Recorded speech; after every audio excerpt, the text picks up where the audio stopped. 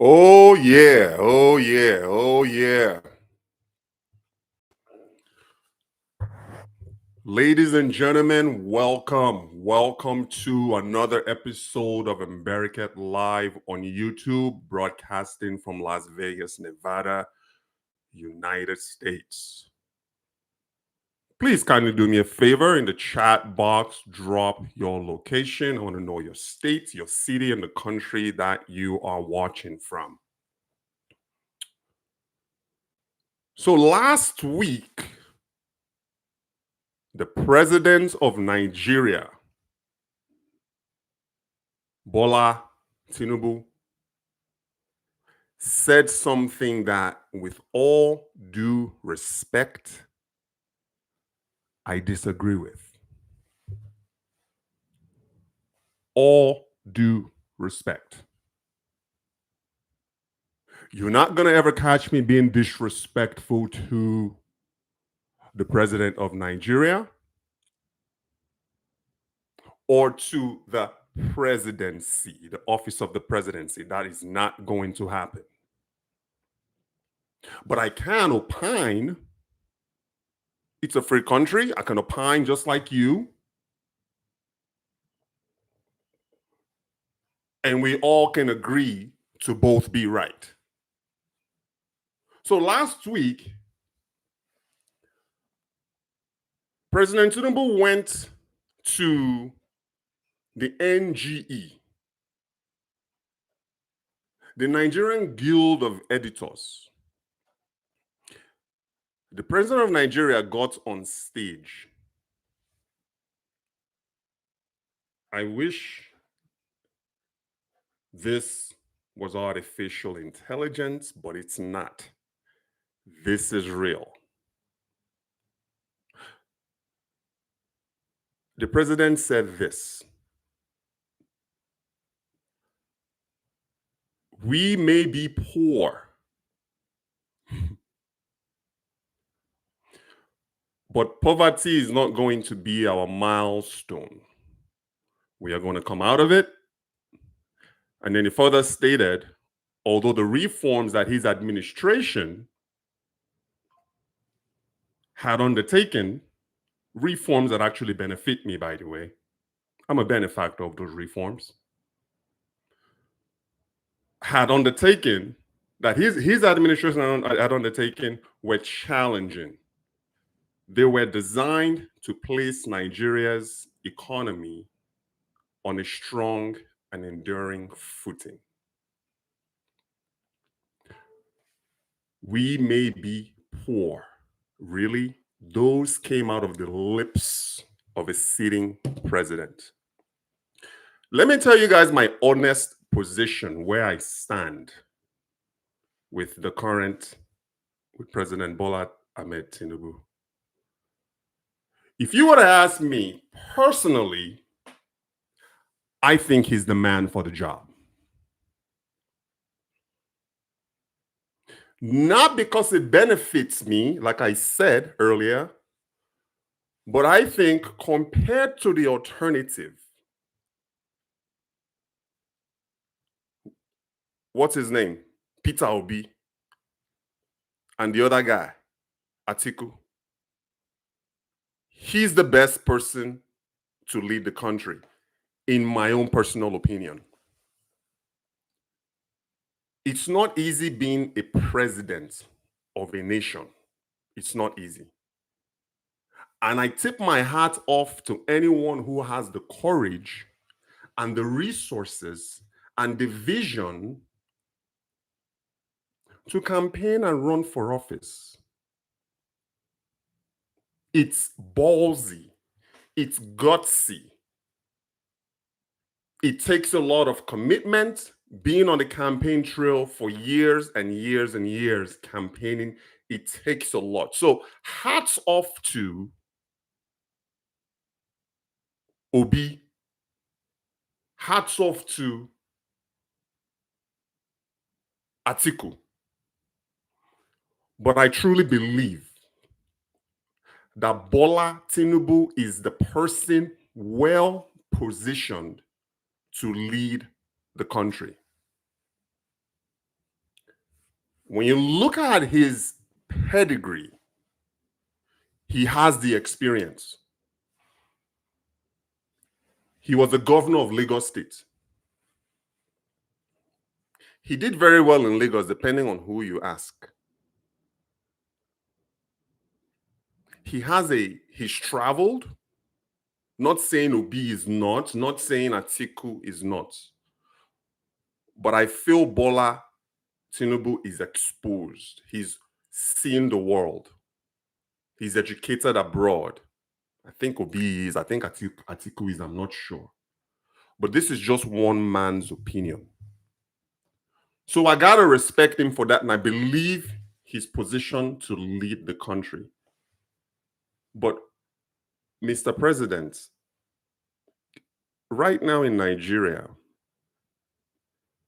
there's a 6-year-old child right now aspiring to become the president of Nigeria. Somewhere in Nigeria, there's a child right now aspiring to become the president. We may be poor is a message that you are sending.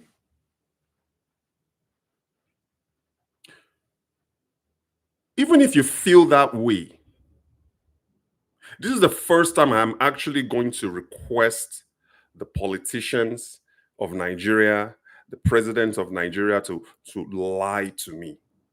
Just lie to me.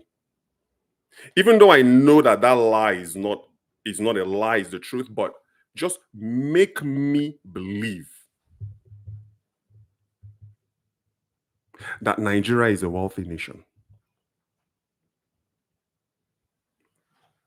As a Nigerian, born in Nigeria, born and bred in Nigeria, yes, I'm domiciled overseas now.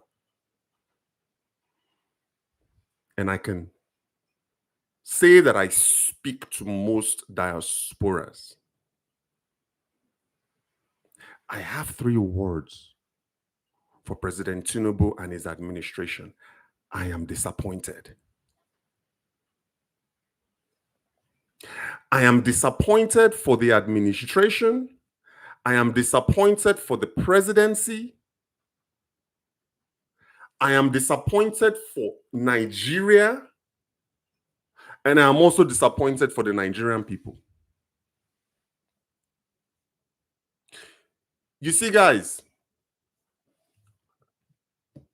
this whole poverty, Nigeria is poor, we are a nation of poverty narrative that has been going on for the past 65 years.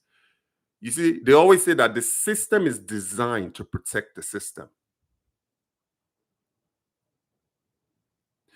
This narrative that Nigeria is poor, this poverty narrative that people just keep on spewing left and right, is to keep the people from holding them accountable.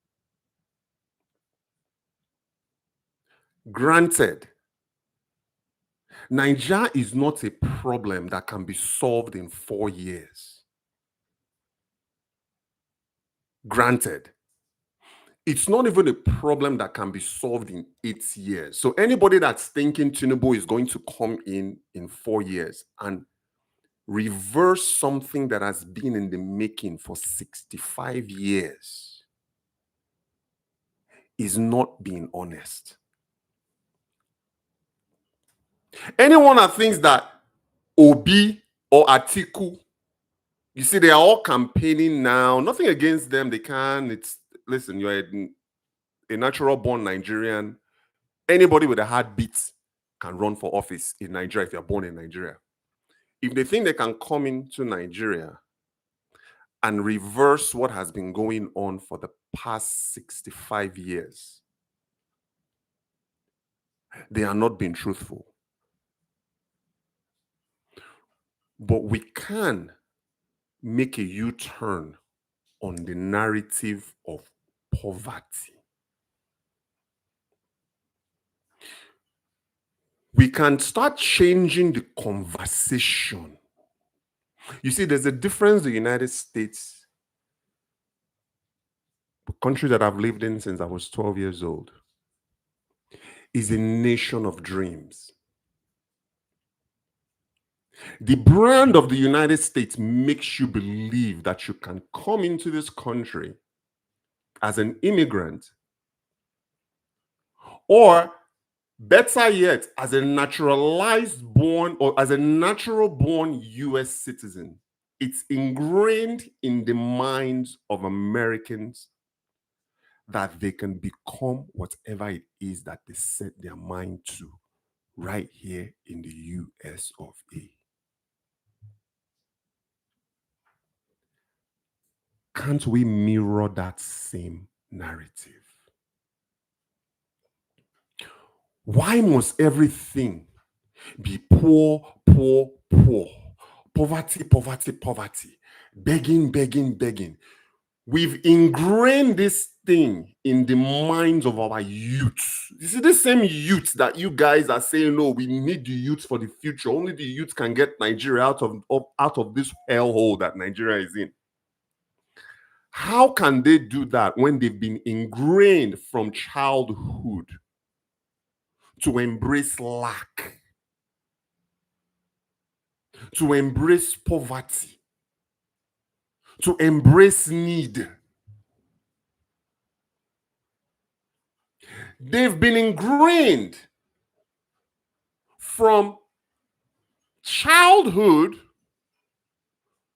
to think and operate from a position of disability, from a position of weakness.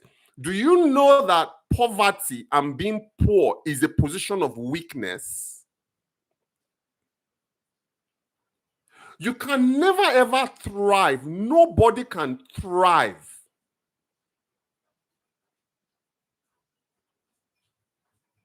operating from a position of lack and poverty.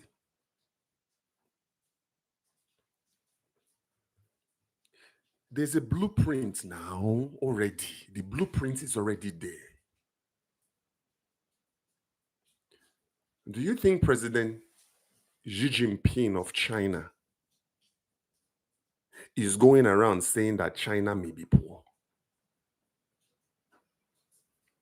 Could you imagine President Trump or any president in the United States or the Western world getting on a stage and saying that their nation may be poor? Who wants to do business with a poor person? Who wants to do business with a poor nation? President Bola Tinubu. That's why I said, lie to me. I want to be lied to for the first time in my life, even though I know that lie is true. Lie to me that Nigeria is rich. Lie to me that Nigeria is wealthy. And then show me why, because I'm about to. Lie to my kids that Nigeria is a place that they can come to and win.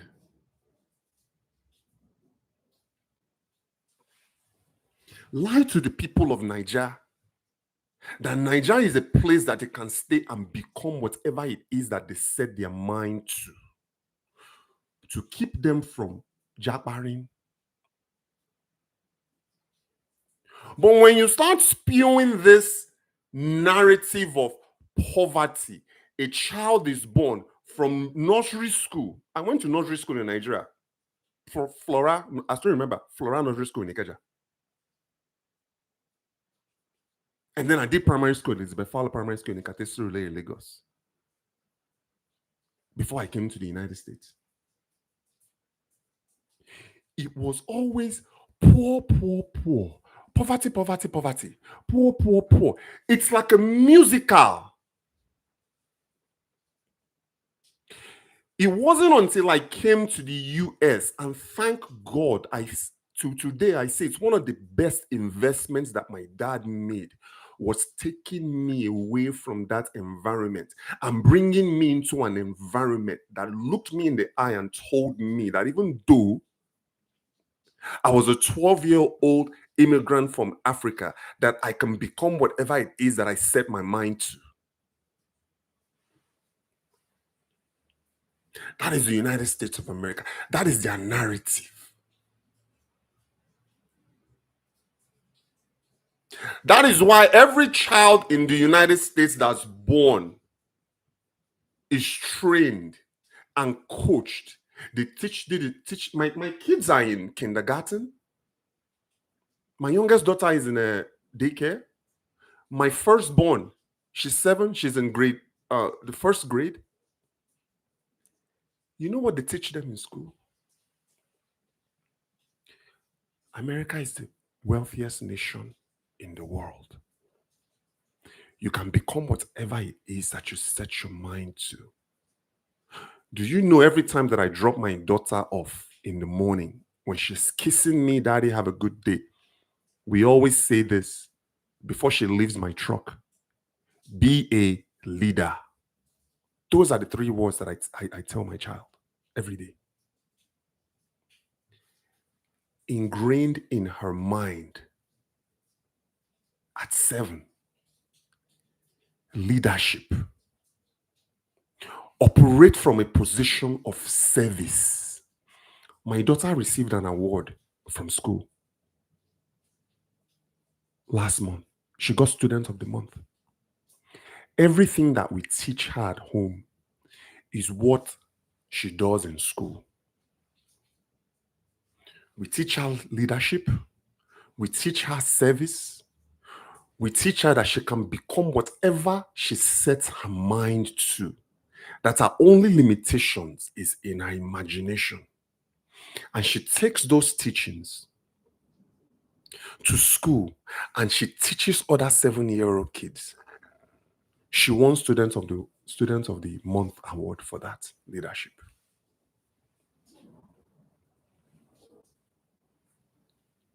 We don't watch political content in this house as a result of, US is divided now. Remember, before, US used to be one. Now America is divided. You have Democrats, you have Republicans. Politics has become toxic. So we don't allow our kids to watch political content in this house. But my daughter cannot, at any given time, stumble upon Donald Trump on TV talking about America is poor, talking about America lacks, talking about poverty. What does Donald Trump always say? Win, win, win. We are winning. We are the best nation in the world. We are the richest. Tariffs. America is getting its fair share of respect. Mr. President, you went on stage with a microphone and you uttered those words: we may be poor. I don't believe you. I can't fathom those words.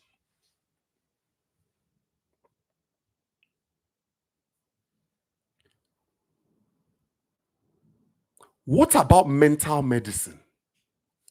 Everything that I've just said is about mental medicine. When you are integrating in people's minds that they can be successful, that is mental medicine. What you did is mental poison. For those words to come out of your mouth, with all due respect, Mr. President, people generally think what comes out of the mouth is what is in their mind, is their thoughts process. Nigeria has become a nation. Or let me throw you a lifeline.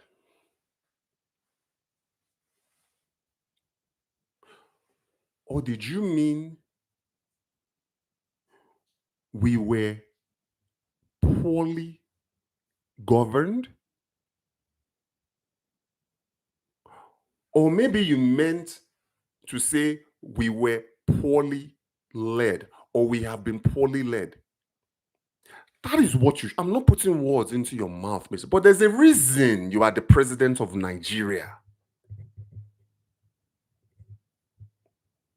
I didn't vote. And like I said earlier, I don't even think I can even vote, even though I'm a natural born Nigerian. I don't have a voter's card. I don't even know if it's possible for you to be domiciled abroad and then to go home and vote. Is that for those people, political people who know? Is that something that people do? But even if I were eligible to vote, I still would have voted for you.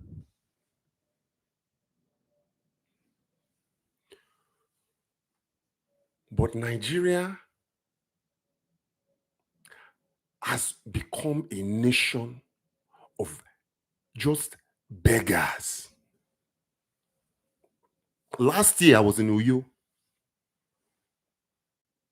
I had worked so long. I worked all day at my site. I was extremely tired, heading back to my home in the village. And I'm like, okay, I'm low on gas. I'm low on fuel. I'm going to stop at the fuel station, get some fuel, stop at a restaurant on my way home, grab a to-go plate, go home and relax. That was my plan. After I had worked all day, tired, I got down to the filling station. The filling station attendant kindly pumped my fuel. I was in my nice car, pumped my fuel for me. I tipped the person. At least that's one thing in Nigeria. You don't have to get out and pump your own gas. The attendants can pump your gas for you. On my way out, somebody came out of the filling station and waved me down. And I rolled down. He came to the driver's side. I rolled down. I'm like, hi, how's it going? He was like, hi, sir, how's it going? I'm like, I'm doing well. What's up? He said, sir, I'm the owner of the filling station. I'm like, oh, congratulations. Nice job. Your attendant did very well. Good job. Keep it up. And as I was talking, he just looked at me and said, sir, hunger they catch us. So you get small something to give me, make I take chop. This came out of the mouth of a grown-ass man. I could not have rolled up my window fast enough. I think maybe a few more inches, I would have ran over the guy's foot. That was how upset I was. A normal person would have said, sir, thank you for patronizing my gas station. Next time you are in town, please always ensure that you buy gas from me. Here's my card. If you have any questions whatsoever, if there's any issues whatsoever, I would love to stay in touch with you. Isn't that how you build a business relationship? Can you blame this man? This man from childhood was probably taught lack, lack, lack, poverty, poverty, poverty. This guy was in a position of opportunity. He was in a position to gain a new loyal repeat customer. He was even in a position to may have possibly even gained a new friend. What did he do? He begged me for food to eat. Operating from a mindset of lack. A whole filling station owner. I am not saying the guy is poor, but I can almost guarantee you that he's not starving. But that mental poison that these people have been fed from childhood, I was one of those. The only thing that saved me was my dad removed me from Nigeria. Because all throughout my childhood, until I was 11, I was around lack. Poverty this, poverty that. We can't eat. Nobody ever said anything about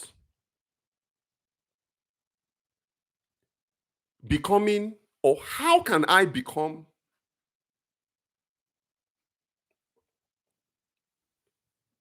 successful. It was never ever discussed. It was never ever. So no amount of policies, nothing can ever work or change in Nigeria if we don't first of all change the mindset.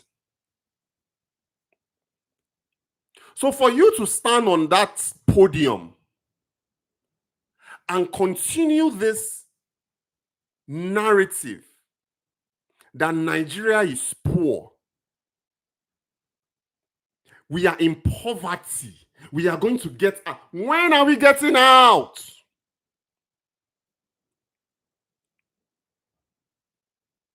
This poverty that you guys have manufactured, that you've been manufactured in now for 65 years, when are we going to finally get out now?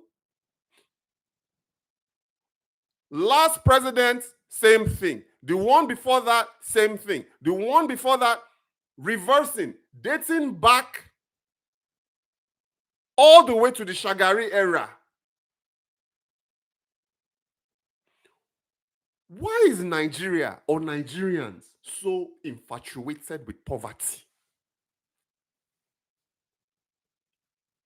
Do you not know that it's better to be rich? Do you not know that you can help your community from a position of wealth? What is this infatuation with begging? Begging, borrowing. You beg, you borrow.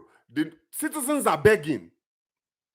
I can't even walk from one block to another block without running to beggars. You cannot throw a stick across the lawn in Nigeria today without hitting a beggar. You go to a 5-star hotel, the person at the door is begging. You enter taxi and Uber, they are begging. You cannot even take a stroll down the street without somebody begging.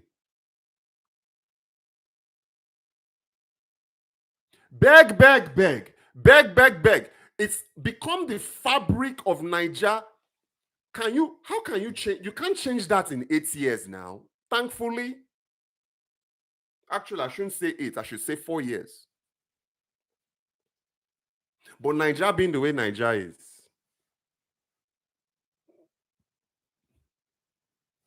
as a president or as a governor, you just maximize your term. Mr. President, sir, you are doing your best. You came in, you made hard, consequential decisions by removing the fuel subsidy, by unifying the exchange rates. These are hard decisions that you made. I think the world can agree that we are thankful for that. We know that you're not going to be able to turn Nigeria around in the 8 years you will be in office. And let's all be honest, you are going to do 8 years.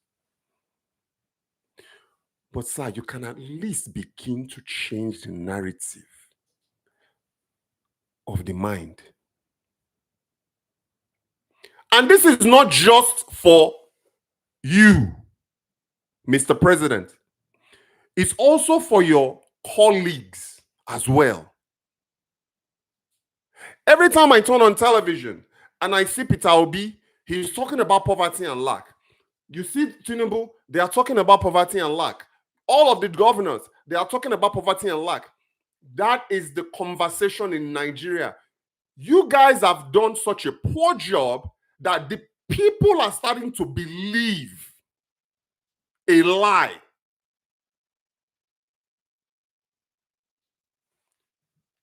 We may be poor. Really? I wish it was artificial intelligence, but it's not, it's real.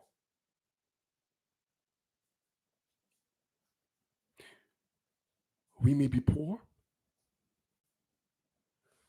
Mr. President, you've earned this, but you live in a mansion in Ikoyi. How do I know? Because I've been there. As a matter of fact, let me take that back, Mr. President. That house is a fortress. When I was in Lagos last year, Federal Palace Hotel, your boy stays nice. Lack is not in my system. Poverty is not in my system. I don't operate from a position of need. I operate from a position of want. I do what I want to, when I want to.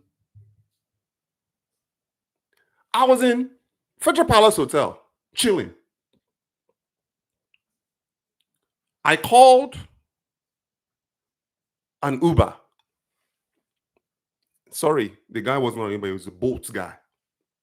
He came and picked me up. I'm like, listen to me, bro. I'm only here for a couple of days. Take me around. Where do you want to go, sir? It doesn't matter. Just take me around. Don't worry about the money.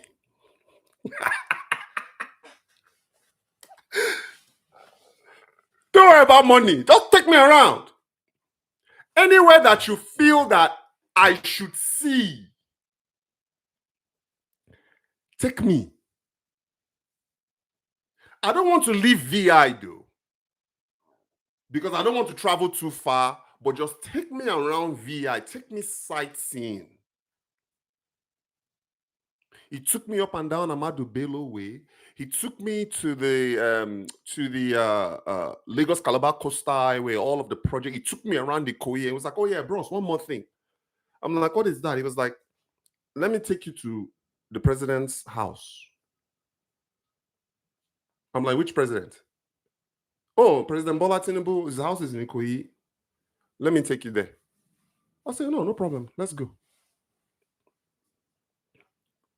He took me. I didn't go inside of the man's house, but we parked and I got out and he took me to Banana Island, took me to President Bola Tinubu's house. Nice.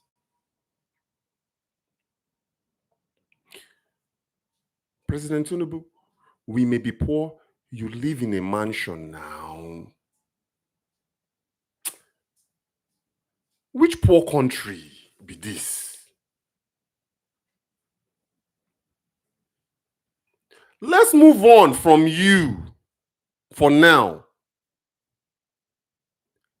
And let's point the lens at the FCT minister Nyesom Wike, former governor of Rivers State, that went on live television on Channels TV, and said that he drives a Rolls Royce. We may be poor. Poverty and Rolls Royce does not correlate now. Poverty and mansion/fortress does not correlate. It's like oil and water.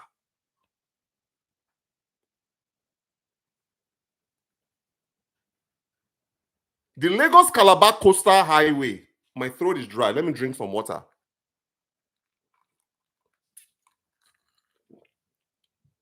Nigerians, diasporas.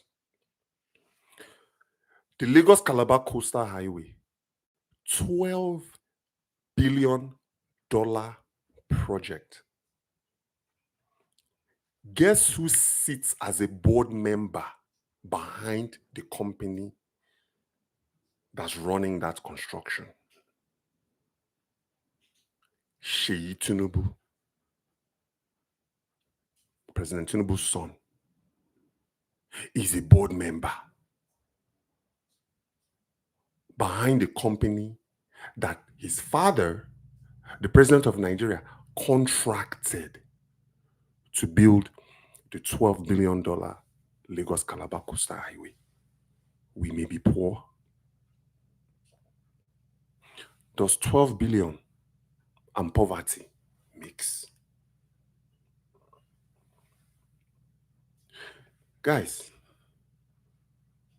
I don't think I can speak to the diasporas because you guys get it. But if there's a 6-year-old Nigerian right now that's watching this, don't buy it. Don't believe it. You see, it's like an equivalent of a church pastor.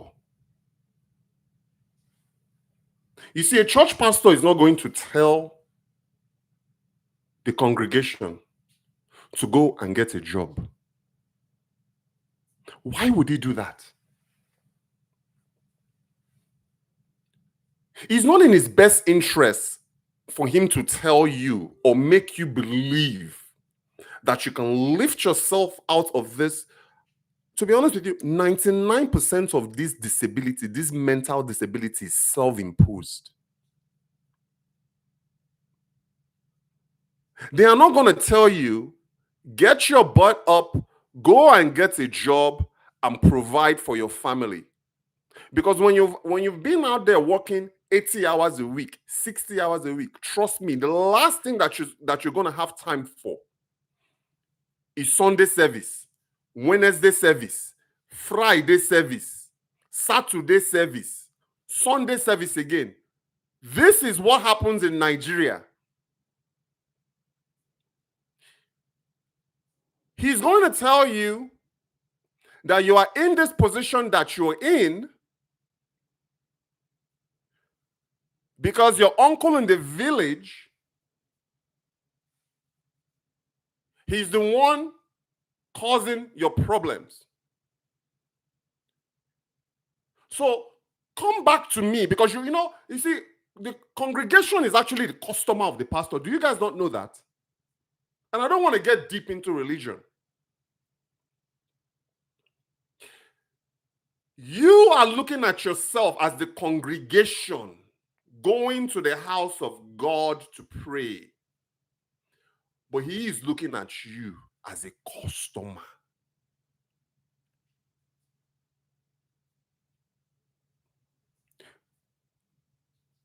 By the time the service is over, they've passed 4 or 5, what did they call that thing that you guys put money into? I forget what it's called. Because I don't do all that crap. They have to make you believe that you need them. It's the same thing with this poverty, being poor narrative that they are spewing out to keep people from holding them accountable, because it's easy now. It's a crutch. It's easy for you to say, we're going to get there one day, because say we are poor now.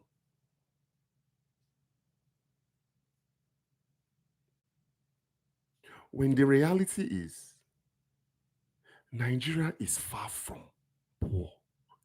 Let me give you a few reasons why Nigeria is far from poor. Nigeria is the #1 oil-producing nation in Africa. 1.5 billion barrels a day. Nigeria has been the number one oil-producing nation in Africa for 65 years. We are poor.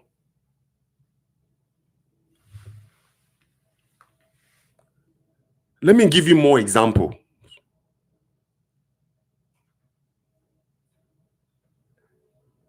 Natural resources worth billions of dollars, not naira. Natural resources worth billions of dollars. How are we poor?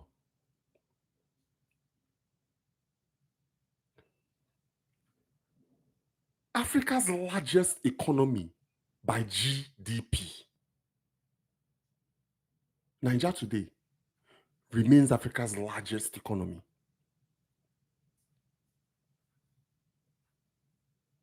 We may be poor.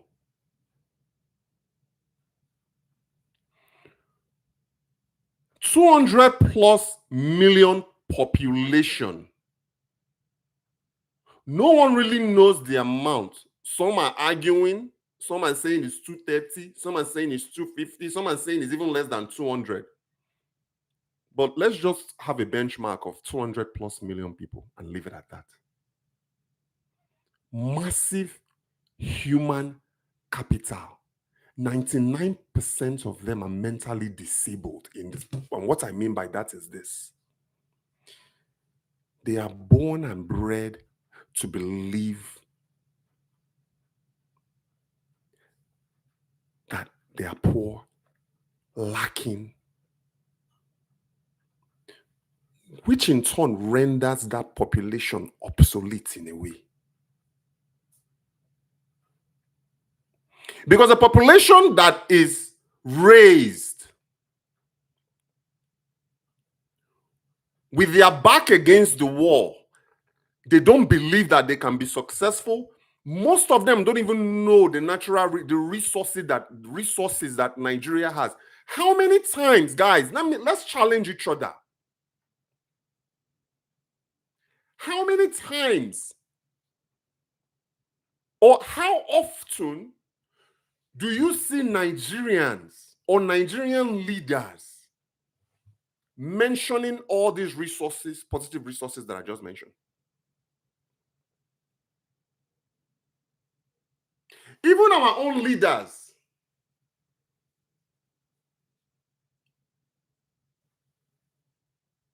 they are operating from a position of weakness. How can you then pass it on to your citizens?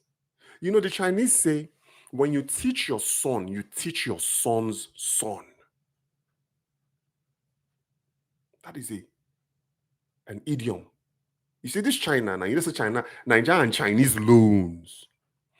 $46 billion in Chinese loans. We are in bed with China. That is a basic principle that China, I've been doing business in China for over 20-something years.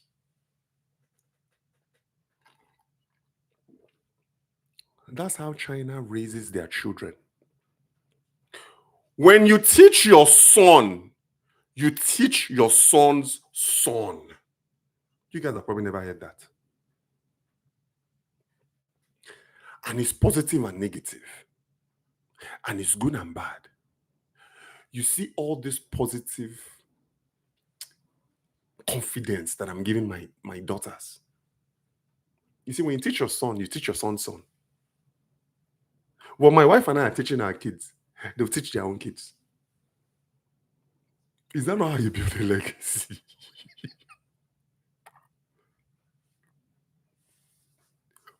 But Nigeria, you would teach a great-grandfather poverty. He will teach his son poverty. The son will teach his own poverty. That one will teach their own poverty. And before you know what's happening, you have 4 or 5 generations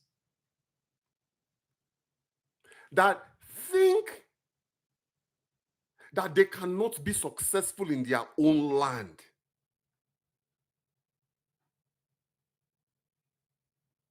Let me tell you something. I know Tinubu. I'm going to continue my list of how Nigeria is worth. I've already given you 3. I know that Tinubu currently is the best person for the job out of the people he contested with. But do you know who I truly believe can save Nigeria? Or at least make, you see, success begets success. You see, me, I like listening to successful people. I follow successful people. I don't have time for poverty. A guy like Dangote can turn Nigeria around in 4 years. But he can't become the president because he has a private oil refining company. So there's going to be that conflict of interest. Because the head of petroleum in Nigeria is also the president of Nigeria. So you can kind of see that conflict of interest now. If Tinubu were to run for president today, landslide. The next one might be Rabiu, the guy that owns Bua. But just like Tinubu, he also owns an oil refinery in Nigeria, in Akwa Ibom State. So there's also going to be that conflict of interest as well. So that leaves us with the old guards, the old heads. Is Tinubu maybe like the last of them? Who else do we have? Name one person that we truly have. I've said this before, that Nigeria doesn't have heroes anymore. Who do we have? Who do we have that can make us believe that Nigeria is not poor? When a comment like that is coming from the president, the number 1 citizen of Nigeria, then that means we're all fucked.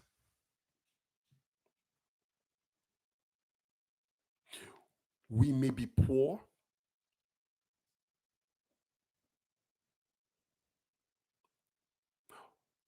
or are we poorly led? Or are we poorly governed? Because there's a difference, Mr. President, there's a difference.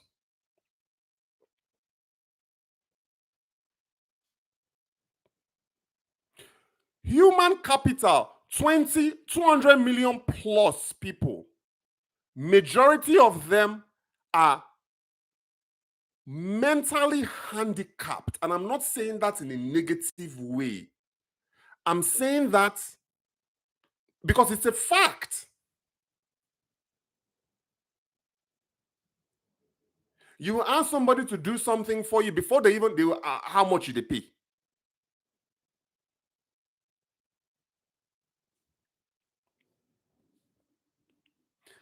Huge workforce, mentally handicapped, because everybody is moving from a position of need, lack, poverty, and that is from the top down.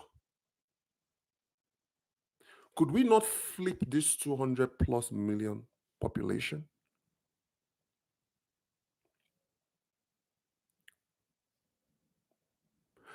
Global diaspora. Currently, the Nigerian diaspora sends $20 billion home every year. 20 billion is projected to climb at least another 10 to 20%. So we are looking at about 24 to 30 billion sent annually every 12 months by Nigerians in the diaspora to Nigeria. That is more money than the value of Nigeria's crude oil exports during some years.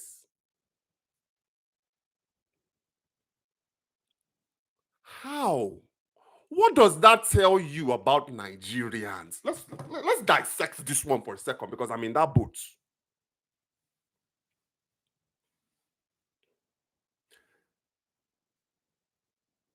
It's all about environment. These same Nigerians that are in the United States or abroad sending $20 billion a year back home. Are they not Nigerians? Did they come out of somewhere else and just all of a sudden started wearing the Nigerian badge? It's as a result of the environment. Could you imagine what would happen if you guys created an environment where people can come and succeed and thrive? Why don't we focus on that? Every time you borrow, the Nigerian government borrows from the IMF or from the World Bank, we are always borrowing to fix roads, to make flyovers, and then you will see them. And that's the part that pisses me off the most. Why does every project have to end up in a show? You will see them sitting in their little canopy with their leather chairs. Who has leather chairs in a 110-degree weather anyway, outside? And then they are proud of themselves as if they've accomplished something. Road infrastructure that was solved 50 years ago, Nigerians are behaving as if it's something new. Well, not Nigerians, Nigerian leaders.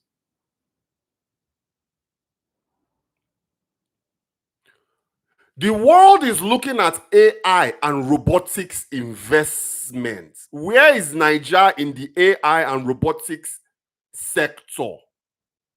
Oh, wait a minute. We are going to wait another 50 years now for that. By then, I'll be dead.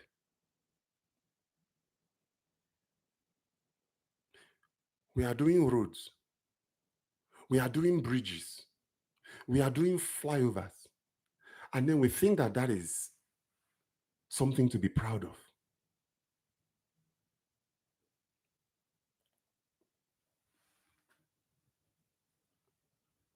The diasporas. I'll get to you, Revolt. I'll get to you, CG. I'll get to you, Smart Hero, in a minute. I'm still talking. The same diasporas that are injecting $20+ billion into the Nigerian economy. What programs do you have for us?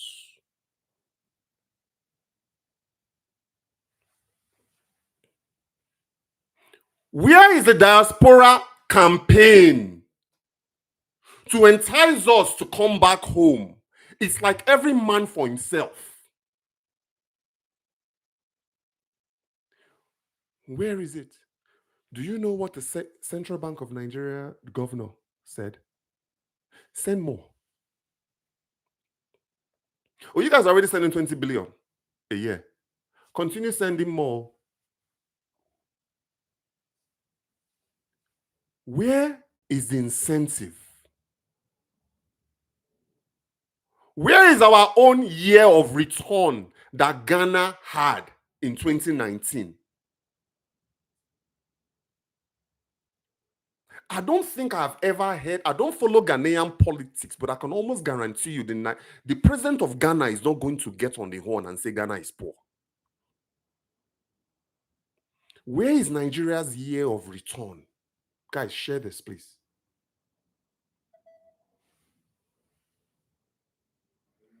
Do you know what you guys promote? You promote Dirty December.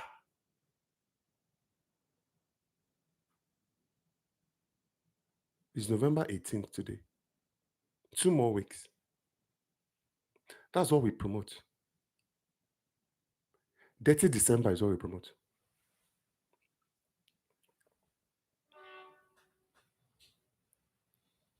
Where's the incentive for the diasporas?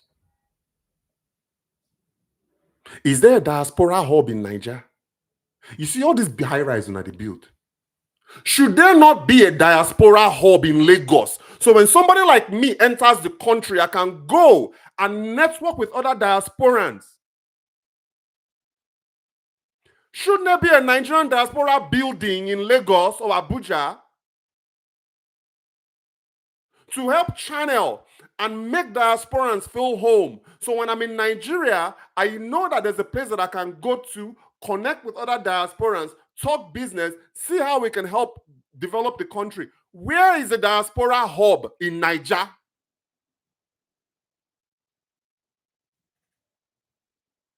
A building just for the same people that are sending $20 billion home to you every year. Where is it? You see, we are not poor. We just lack imagination. We are very, very rich. We just lack imagination to be able to turn those riches into growth. That is what we lack. So don't tell me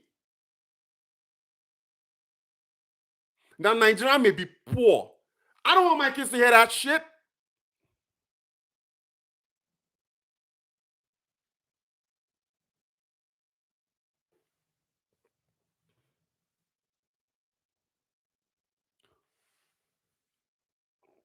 One of the most entrepreneurial populations on earth. Look, Nigerians are one of the most enterprising people on the face of this planet.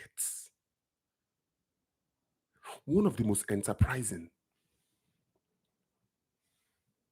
Where is the Diaspora Commission in the United States? We are all over the world. Nigerians. I don't know of any diaspora networking group in America. If there's one, please tell me. If you are watching from Europe, is there one? Is there a Nigerian diaspora committee? Or is it every man for himself? You see, guys? You see that wealth I'm talking about? Do you think $20 billion a year is a small fry, is chump change?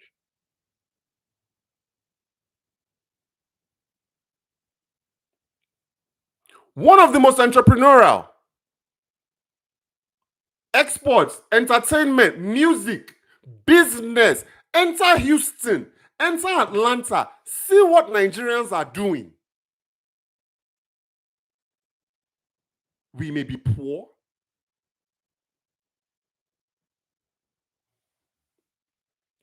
You see, you can fool the locals, but you ain't fooling me. I'm not buying it. I am not subscribing to it one bit. I am not subscribing to it one iota.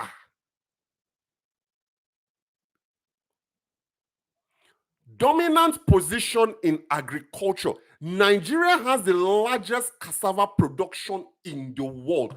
We are importing from Gari from Burkina Faso. We may be poor. The largest cassava production in the world. I've even heard that there's Chinese Gari now, that we are importing Gari from China.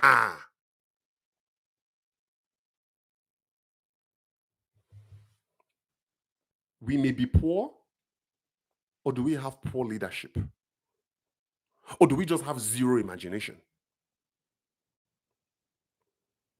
Top 10 production in yams, cocoa, palm oil, sesame seed. Jigawa State, Nasarawa State, some of the top sesame seed producers in Africa. We don't even know how to process sesame seeds. We just give it away for pennies on the dollar. We may be poor. Nigeria is rich. Nigeria is wealthy in resources. Massive arable land. Some of the best in Africa. Herdsmen have taken over. Farmers can't even go and farm their own arable land. Are we poor or are we just cuckoo? When was the last time you people have gone and preached the gospel of Nigeria's wealth instead of preaching the gospel that your uncle is the one killing you? Let me tell you something. When I go to Nigeria, I stay in the village.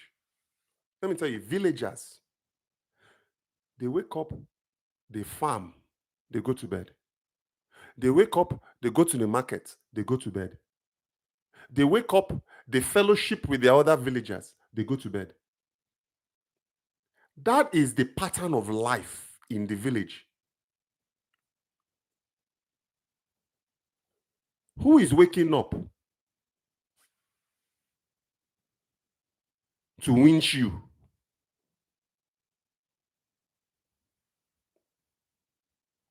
Who? But this is the narrative. Our wealth is also in Nigerian villages, but Nigerians are afraid to go and work their lands. Nigerians are afraid to go to the village to work their ancestral lands and become a part of we may be poor, because you guys are not preaching the right message. In primary school, are they teaching you guys all of this? Or is it poor, poor, poor? From nursery to primary, primary to secondary, secondary to university, you people are still striking in 2025. University strike. I've been in America since I was 12 years old. I've never heard once that they struck.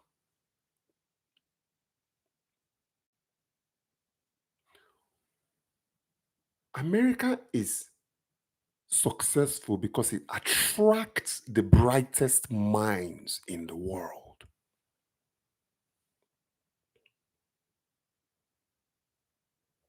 A building is not going to build itself. People build it. All this artificial intelligence that's happening right now is still humans behind it. America attracts the best. America is poaching Nigerians left and right. Una they repel Niger. You are giving Nigerians a reason for them to leave. And then you are talking about we may be poor. What about programs that keeps Nigerians in Nigeria? Or what about programs that attract Nigerians in the diaspora back home? Where are they?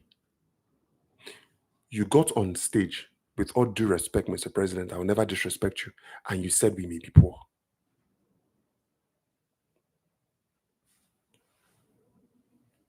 Really?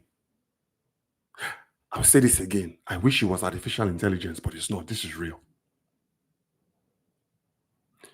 Growing technology and fintech sector. Growing, emerging. The world right now, everybody is trying to solve this AI and robotics problem. Did Microsoft just not invest $40 billion in AI? Mr. President, you are still investing in roads. Something that you can easily privatize. So private companies can come and bid. You guys are there with your leather chairs and you put on a show. You see, the cost that it takes, imagine how much it costs to put on a show just to announce that you are building a road. Something that's normal here. Where is the investment in digital and technology? I can't even renew my own passport online. I have a trip coming up to Nigeria. My passport expired. What is it? Where's my passport?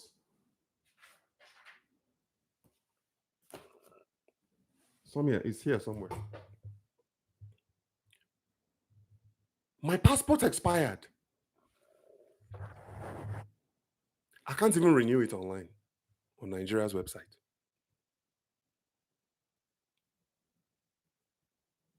You think I'm going to go to Atlanta like I did the other time? You are crazy. I'm coming to Nigeria with an expired passport. Plain and simple. And you're going to let me in. We may be poor.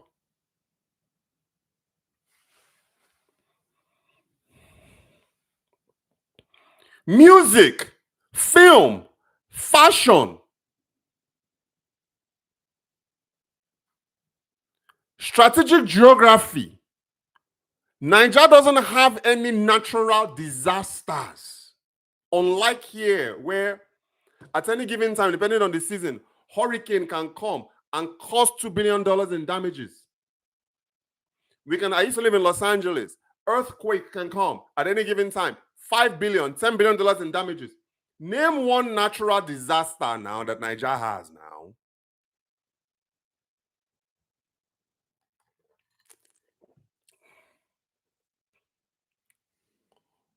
Untapped markets everywhere.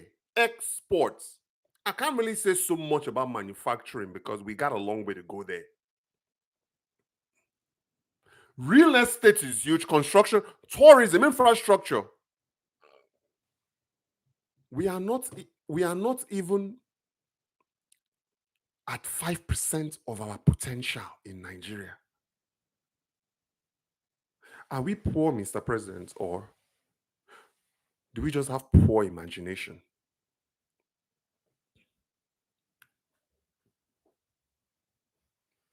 Untapped.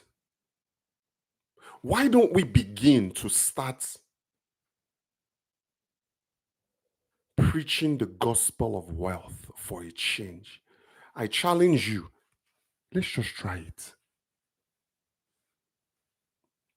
Let's just try making the Nigerian populace believe that Nigeria is wealthy. Let's just try that mental shift for a change. You see, you're not going to do that. You know why? Because now they're really going to hold your feet to the fire. You see, that is why we are continuing this pathway in this rabbit hole of constant poverty, constant lack, constant poor, in order to keep the people from actually holding you accountable. If you don't want the heat, you may want to stay away from the kitchen. So, Mr. President, I don't believe you. Unfortunately,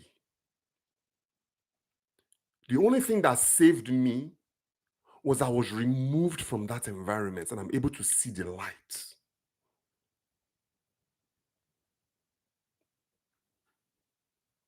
Let's mirror. If we want to be successful, you got to mirror people who are successful. If we want Nigeria to become a successful nation, you see, guys, this whole giant of Africa thing, which I believe, Nigeria is the giant of Africa, but are we just in giant of Africa on paper? Make people believe. I was in the US Army. If I am in battle, my commanding officer can never ever look at me, even if I am down to my last bullet or I'm down to my last magazine. They will never ever look at you and say, hey man, we're done. We're out. It's over. Give up. They will find a way to find a solution. There's only 2 of us, there's 100 of them, but we're going to kill everybody. And then if we go down with it, we go down with it. You see, they have a way. America has a way of making you believe. Even if you are doubting yourself, the American system is built around, you know what? It's not always going to be rosy, but at any given time, you can become whatever you want to become. How many of you people are doing that to your kids in Nigeria? Do you think I'm going to invite somebody like that to my school to come and talk to my students? So then that way you can continue to poison them to say that we are poor. We need to start changing the conversation. If you don't like the conversation, change the topic. Maybe constituents, start holding your leaders in Nigeria accountable at the governor's level, local government level. When they are on that stage spewing all this negativity about how poor we are, look within your state and say, how is that possible? This state generates oil. Don't fall for this lack mindset. You can never ever be successful operating from a position of lack. You see, the mind is the hardest thing to change. And that is why I pulled back on my consulting. Now I consult more at a higher level because I can never ever get my clients, nothing against them, but now I'm more of a higher level. Institutional consultations now is what I do. As far as like entrepreneurship clients, 99% of my job is mindset. To get people to change the way they look at things, to get people to change their mind, change their approach. That was why I pulled back from advising and consulting with entrepreneurs and small business owners, because it was always a challenge. Now I just do institutional consultations, high-level consultation. Whether I take my advice or not, you take my strategies or not, it's up to you. At least you have paid me. You have paid me good money. It starts with the mind. The president could have gone on that stage and said, you know what, guys? Nigeria is wealthy. Do you know how many people would follow him? Because I know you guys are tired of being poor. I don't think anybody right now can tell me that they enjoy it. When you start making people believe that they can accomplish whatever that they want to, that they are in the best nation in Africa, that with your leadership, you will take them to the promised land, who would not follow you?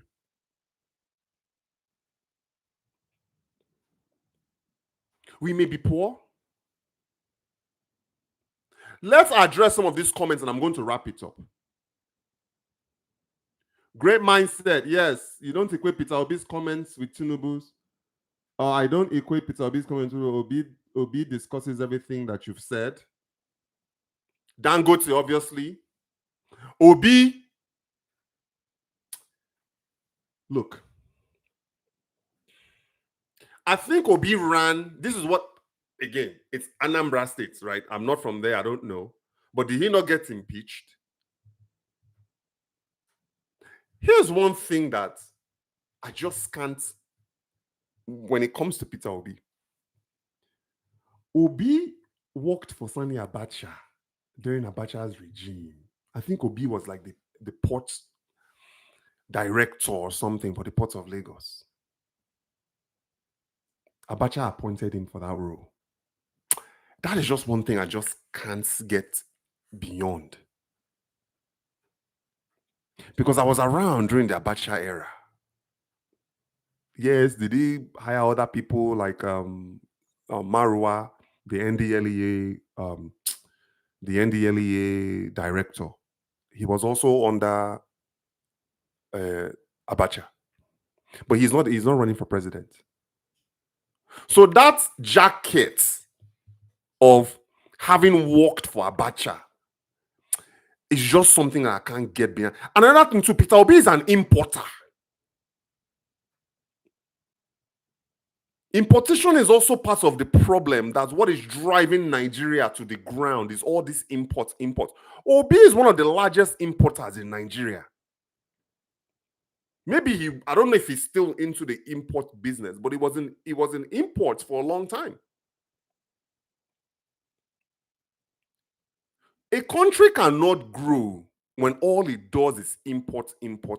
Now, had it been that Peter Obi was a producer, he made things locally in Nigeria, he manufactured locally and then exported, I could see him as a potential president. But and this is one person's opinion, but having worked for Sani Abacha and then becoming one of the largest importers in Nigeria, and also Obi's rhetoric is not a unifying rhetoric. Guys, rhetorics count. That is why people loved Bill Clinton. They loved Obama. They loved Joe Biden. Because those guys unified people. Obi to me is divisive.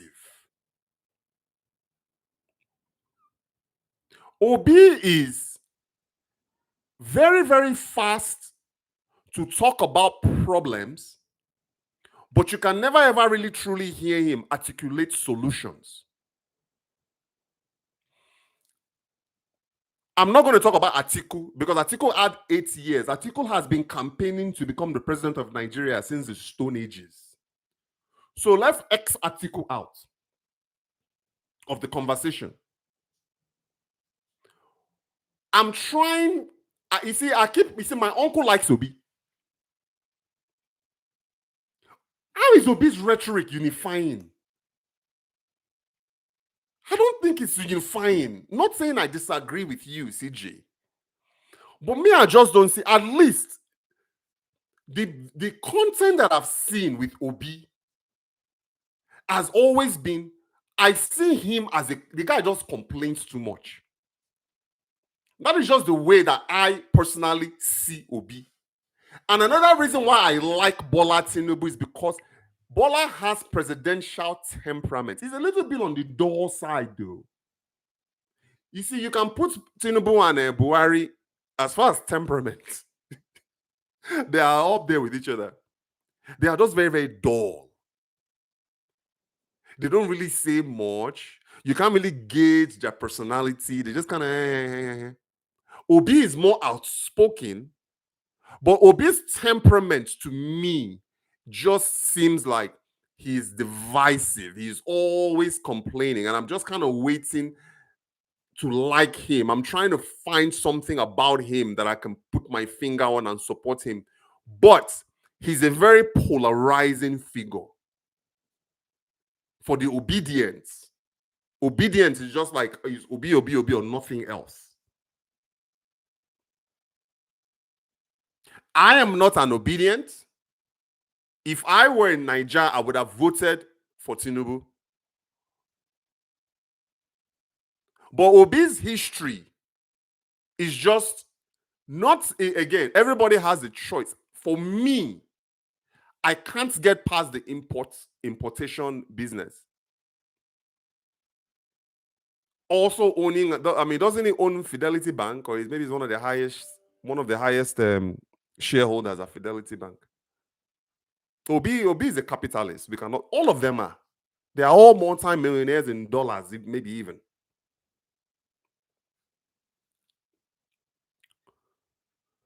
Opposition is supposed to point out problem, but yes, but they're also supposed to offer solutions.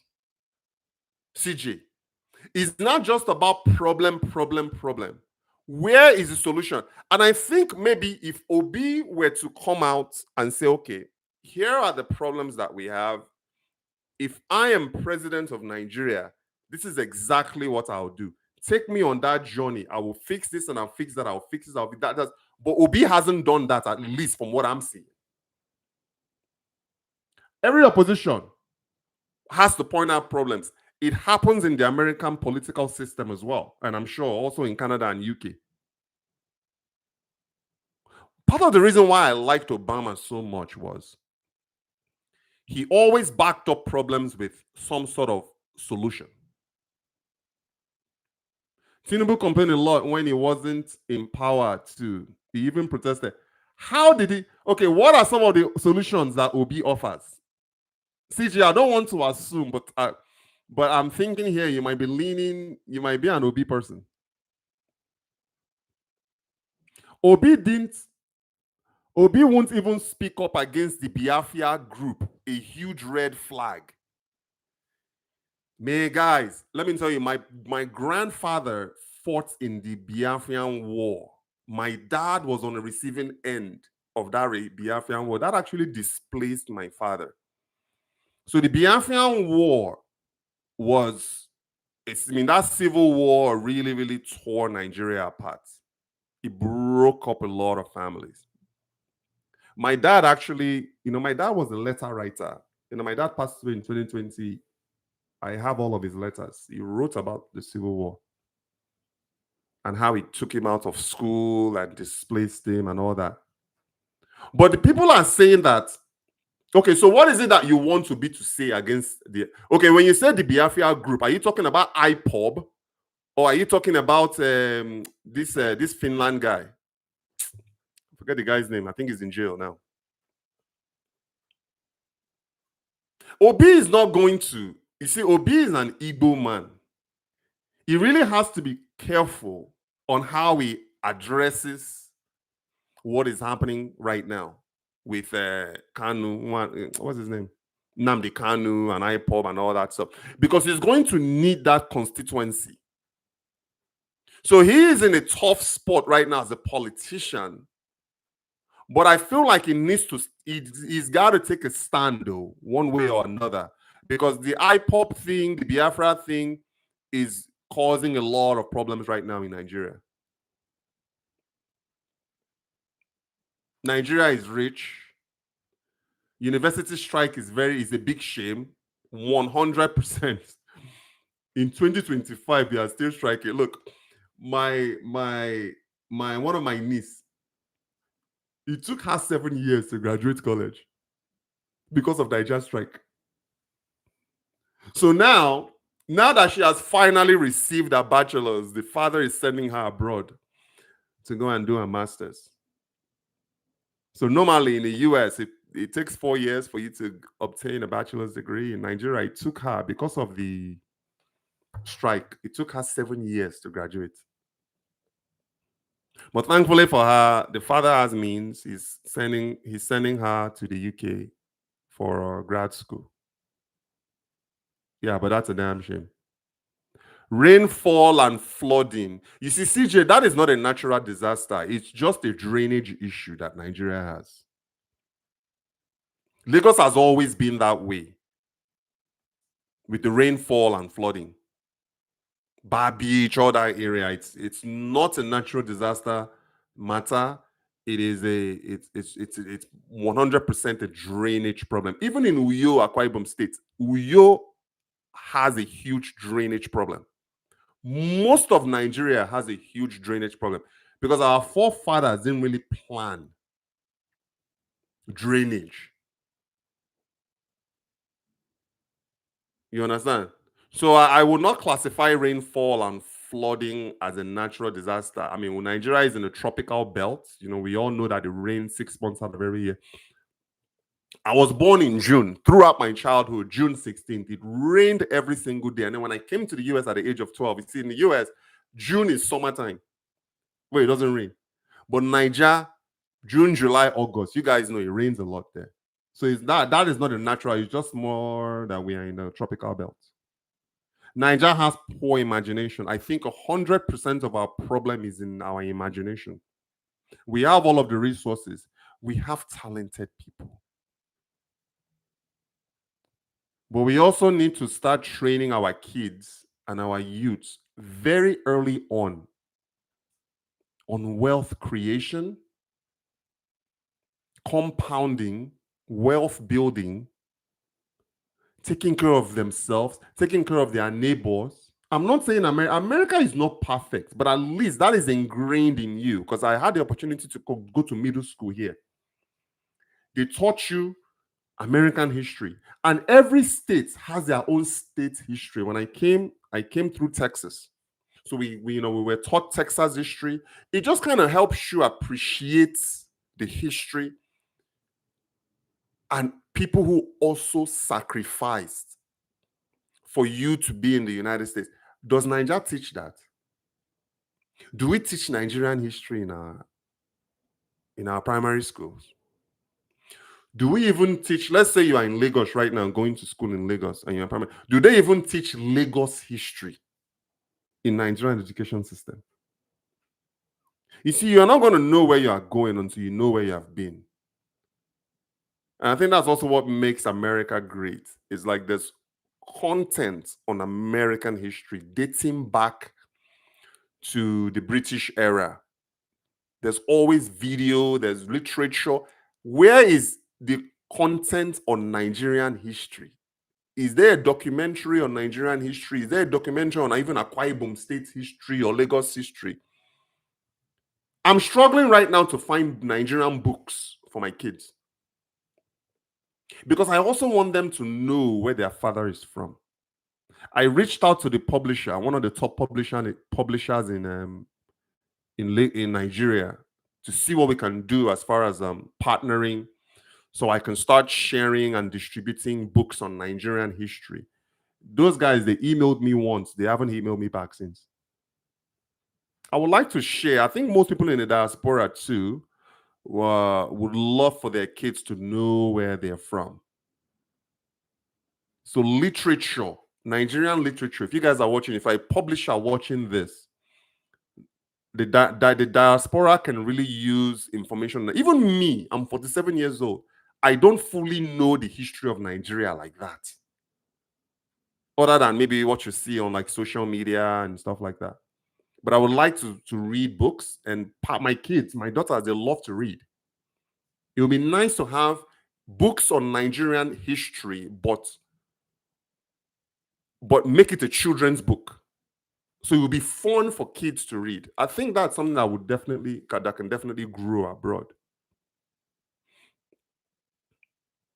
Why can't Nigeria be a center of excellence? Nigeria has all of the potential to be a center of excellence. It's just that when we just lack imagination and we just lack that foundational. We see, we got to get out of this poor poverty mindset. Primary example that I give you at that filling station.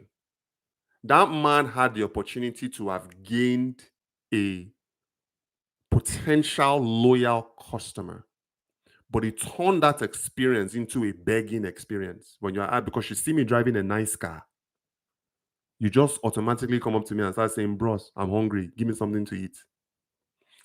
I don't want to be around that. Like, get away from me. I don't want to be around that. But he could have flipped it around, giving me his card, offered to stay in touch, and maybe you would have made a friend, or maybe in a business opportunity might have grown from that experience. But he chose to turn it into himself. He made it about himself because he saw me in a nice car, automatically started begging. And that turned me off immediately. I couldn't get out of there fast enough.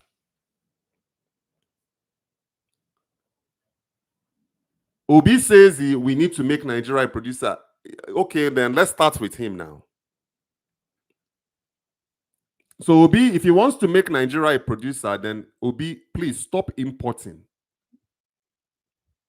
Start there. And become a net exporter like Dangote. You see, Dangote, is a net exporter of refined petroleum in Nigeria. He actually pulled back on the importation. Not saying Dangote doesn't import, too. He still imports, but he exports more than he imports. So it's not just about talk, Obi. Are you willing to give up your import business? I think Obi is one of the top importers of tomato pastes, spices, foodstuff, Indomie noodles. I think Obi championed that. Obi and his father championed the importation of foodstuff from abroad into Nigeria. So, Mr. Obi, message to you. If you want Nigeria to become a producer and an exporter, please, you can start with yourself. Maybe reduce the imports and focus on exports. I think you should listen to Obi's rhetorics again. I mean, I catch him occasionally. On across Nigerian media circuits. And then maybe I'll listen to him with a more of a neutral ear again. Because when someone, it's just like this poverty thing. When someone tells you we are poor, poor, poor, poor, poor, you start believing it. So to me, I've associated Obi with a complainer. He just talks about problem. So it's like every time I see him, automatically my brain is just gonna be like, okay, here he is again, complaining.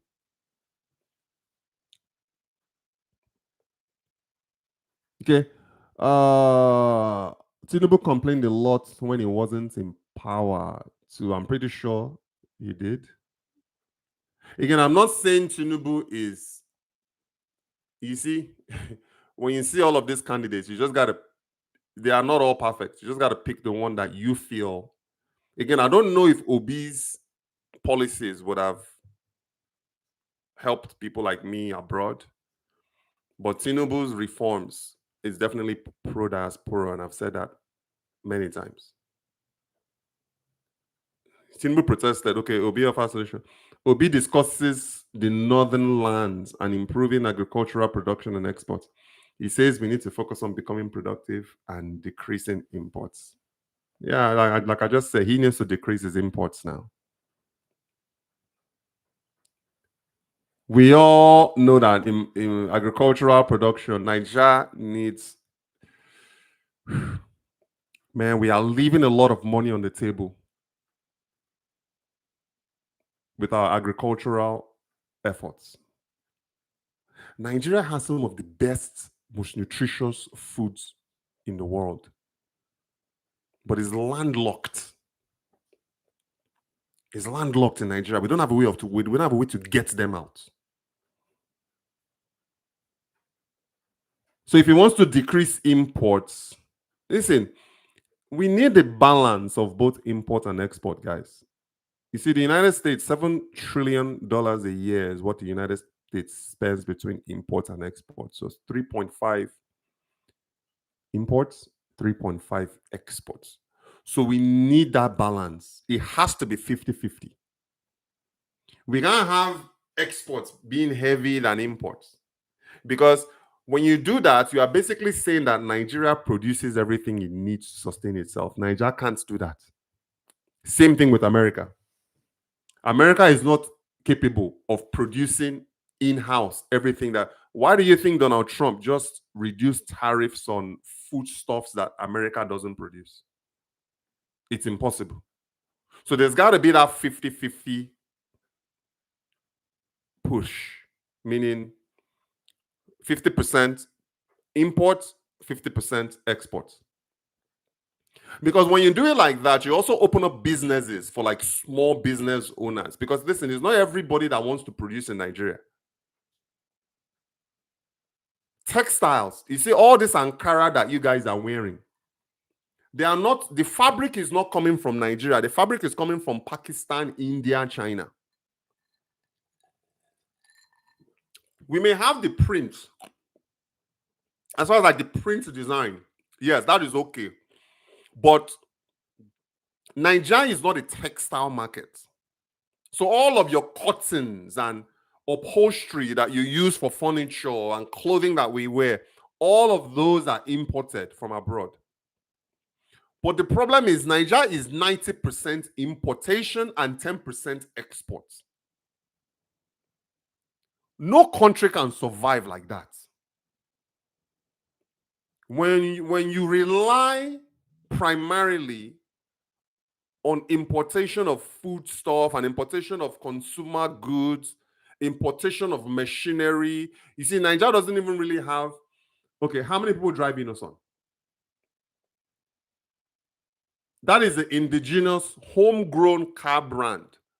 I've seen a few Innocent cars on the road, but we are still mostly dependent on imported cars, used cars from abroad.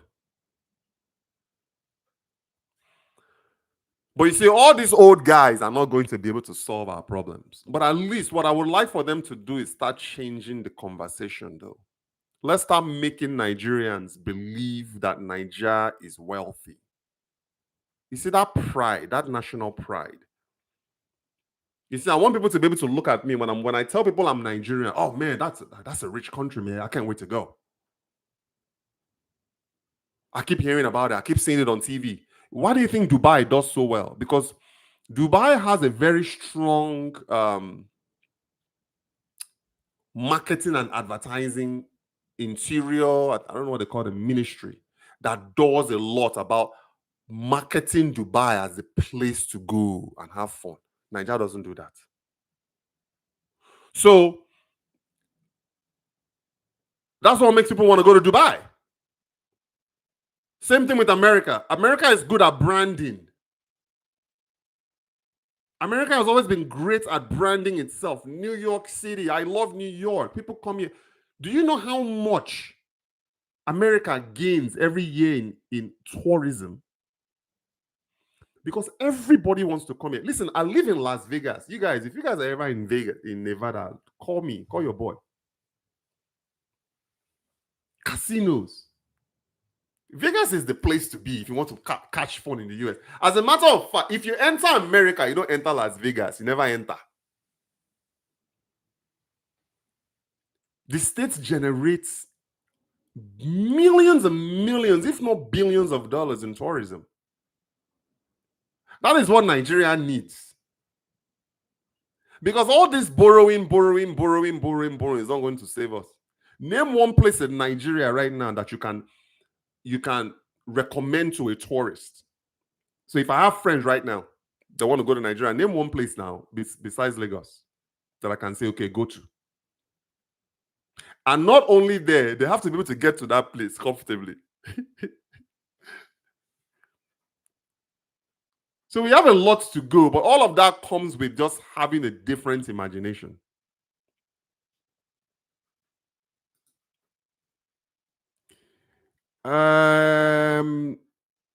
Local university in Canada was recently on strike. For what now?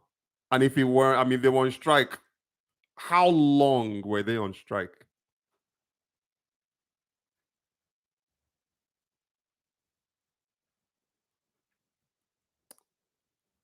Nigeria lacks sufficient dams. We need to see ourselves as a modern nation. 100%. You see, but a modern nation doesn't operate from the position of poverty and lack, though. You see, the two don't mix. You look at a country like Singapore, a country that is much younger than Nigeria. Singapore is younger than Nigeria. Nigeria is 65 years old. Singapore has to be at least maybe 30 years. Even Dubai is younger than Nigeria. But it took the imagination of their leaders to turn Dubai, a country that's in the desert, to what it is today. 65 years in the making. We are still talking about, you see me, I don't know about you, but I hate the P word. I absolutely hate the P word. Poor and poverty. I can't stand it. But that is what our country continues to drive. We drive that. We drive poverty. We drive poor. We poor. We are just, they pound it day in and day out in your mental frame. And before you know what's happening, if you've been hearing poor, let me tell you, my uncle, when I was a kid growing up, before I came to the US, do you know that he would leave me at home, a child, no food, no water, and then he will go to Bible retreats for 3 days.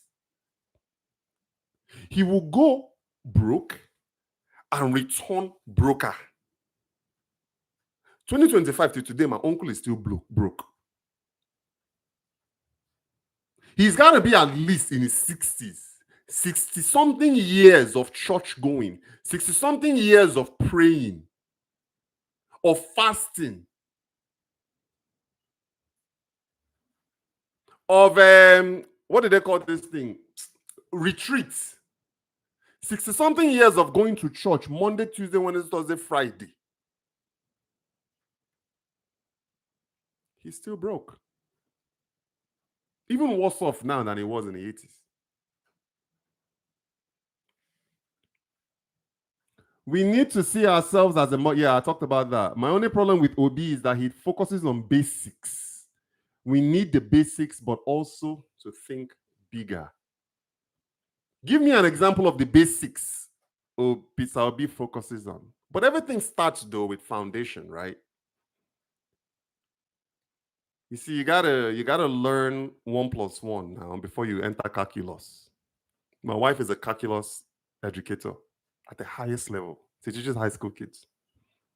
She's one of a handful of calculus instructors here in Las Vegas. Kids. Maybe I should bring her on one day to talk about it. But you gotta add the 1 + 1 before you enter calculus now. You gotta know basic arithmetic now before you do. You gotta be able to spell A to Z before you start doing comprehensive English. But I just think that the basics that Obi is talking about, that Nigeria is doing in 2025, is something that could have been done in the 60s. You get to a certain level, guys, where it doesn't make sense anymore for us to still be talking about the basics in 2025. But we still need that foundational basics to be able to grow. If you notice, how many people are actually talking about AI and robotics that I mentioned? Super AI, super robotics. That is where the world is going. When is Nigeria going to start that conversation? Are we going to start that conversation in 2025 now? In 2090? When the world right now, everybody is AI race right now. Where's Nigeria in the picture?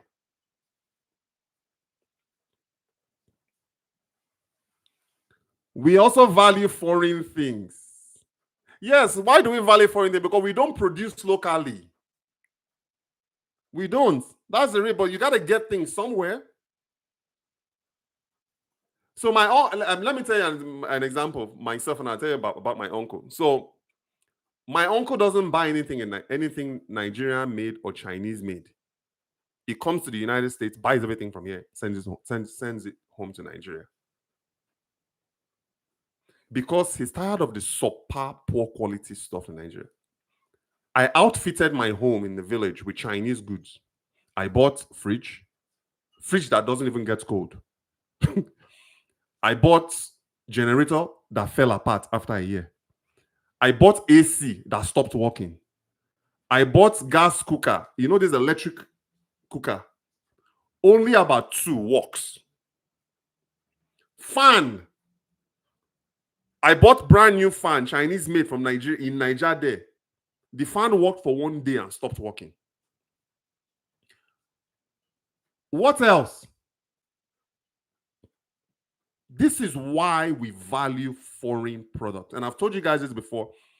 It's to a point now where most of the things that I eat, the only thing that I don't take from the US when I travel to Nigeria is like local food stuff. Like when I get to Nigeria, I eat like fufu, gari.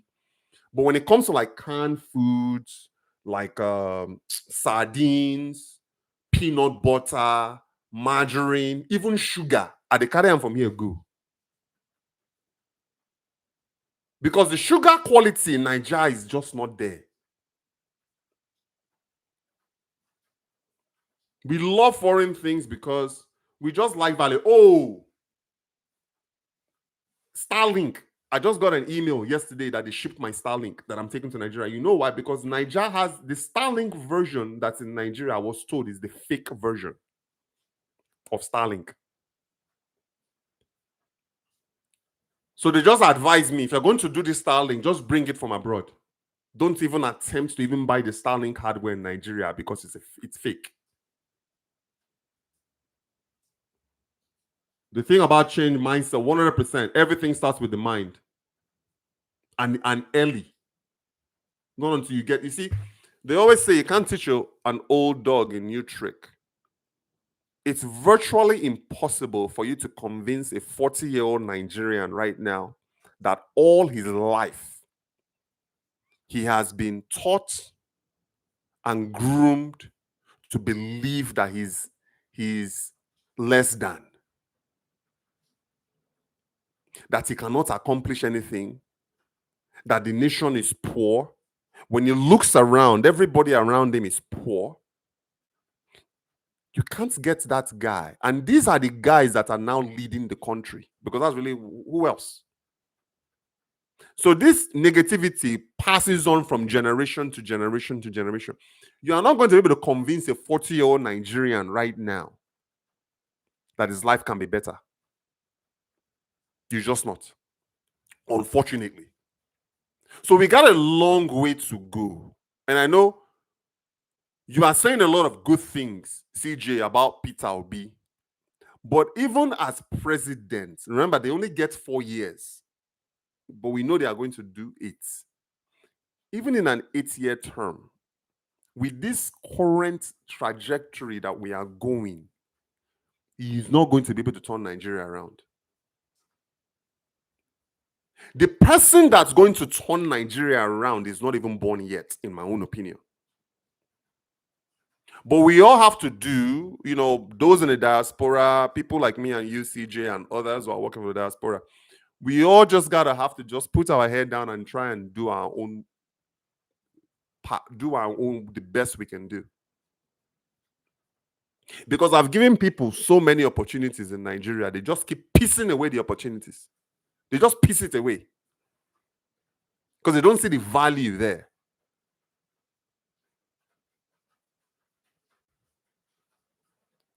Ogudu Cattle Ranch in Cross River State. Smart. How are you going to get to Cross River State is the problem. Do you know that there's no road? Listen, I have family. I'm originally from Cross River State before it became Akwa Ibom. I have family right now in Cross River. Do you know that I can't even visit them because of the poor road? You can't go right now from Akwa Ibom to Cross River State, which is maybe about a 2-hour drive. It can take you a whole day. So it's about the transportation, ease. You see, tourists. Let me tell you something about tourists. If you haven't traveled the world like I have, we just want ease of travel. I want to be able to fly there with ease, get in a taxi to take me to my hotel with ease, check into my hotel with ease, move around with ease. You see, that is why it's called a vacation. It's not called a vacation so you can go and spend 1 day on the road. So before people can even access Ogudu Cattle Ranch, they have to first of all enter Cross River first. But how are you going to do it? Mode of transition is a problem. There's still this lingering sentiment about armed robbers on the road that also prevents Nigeria becoming a tourism destination, which we can be. So there's more to it than that. Ogudu Cattle Ranch, okay, Cross River, yes. I was in Vegas for a few months ago, then drove to Utah. USA, I worked in Utah for 18 months. I'm telling you guys. CJ, next time, go to Park City, Utah. When I was in project management, I worked Utah and Colorado were the two major states that I was in. Salt Lake City, Utah has one of the youngest demographics of millionaires in the United States. I'm talking about people, millionaires in their 20s. And the thing about it, they don't show it. These are people that live in resorts and estates and ranches. And the weather in Utah. My family and I, when I was in the road, my family came to visit me. We went to Park City. Oh, man. Beautiful. So Las Vegas to Utah, guys, is about a 6-hour drive because Kate and the kids used to drive to Utah to visit me in Salt Lake City. Beautiful. The only thing I don't like about Utah though is like everything shuts down on Sunday because it's a Mormon state. So the person that created Utah is Mormon. So they have that Mormon energy to it. So everything shuts down on Sunday. You can't go to the mall, you can't do anything on Sunday in Utah. So you just catch your phone between Monday and Saturday because everything closes on Sunday because everybody goes to church in Utah. That was the only thing I didn't like about it. But beyond that, Park City. Oh man, if you are into skiing, you open up your window, you just see the beautiful white snow. Everything is just, oh my goodness. It's like a painting. And people vacation there a lot in Utah. That's where Americans' money, old money. You just go to Utah and rest and chill. I think Ogbudukatu Ranch was even created by Oyibo. I don't disagree with that. Remember, guys, back in the early years of Nigeria, Cross River was a hub for the settlers.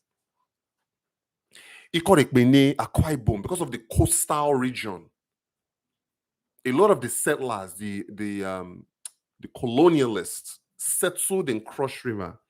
I remember my grandfather was a medical doctor in the village. In the 50s, they had telephones. In the village, because Ikorobasi, that's usually like where a lot of the slavery, when they transported slaves out of Africa, out of Nigeria, they used like corridors, like Ikorobasi corridor. So a lot of all those Portuguese settlers and British settlers, they passed. So because that area was a commercial business for them, they had to make it as nice as their home country.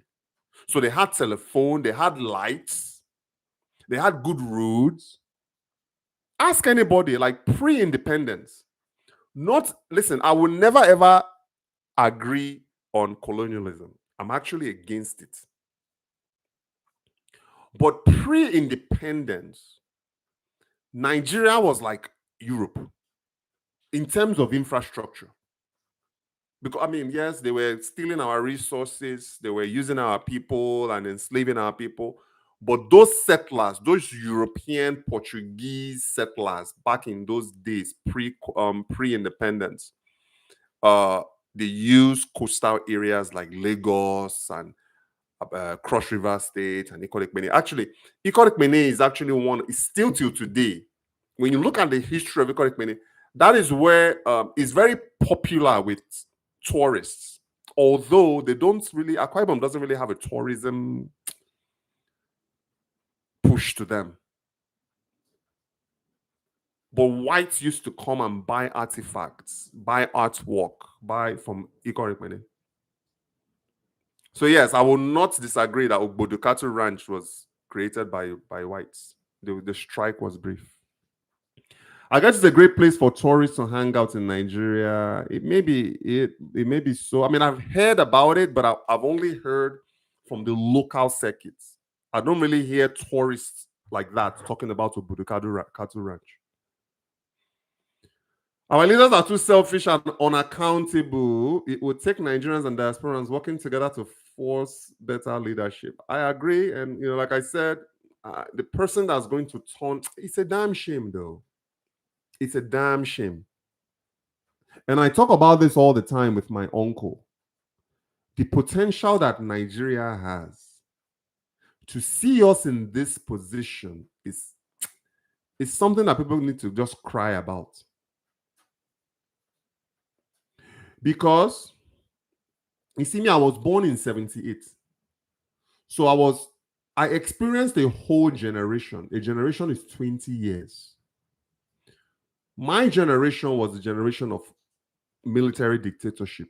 Coup after coup after coup after coup. That's my generation. The Niger not didn't the Fourth Republic start in 1999 with Obasanjo? So from 1999 till today, we've experienced zero coup d'etat. It's even crazy because now people are still talking about coup in Nigeria 2025. You don't want to experience that life. So that was my childhood, that generation. I'm telling you guys, you will go to school on Monday. There will be a military leader on Monday. By Tuesday, they have killed that one. There's another one in charge. That was my childhood for 20 years, from 78, when I started knowing right from wrong. I was about 4 years old. So in 1982, this guy, Buhari, removed Shagari, I believe. Guys, correct me if I'm wrong. And then Buhari did his thing. And then Babangida came in and removed Buhari. Then Babangida did his thing. Then Abacha, then he handed over to the whole MKO thing happened in 92. And then that didn't work out. Then there was a brief, that one doesn't count. That particular brief, and the Shonekon's regime doesn't count. It was only like 4 months. And then Abacha came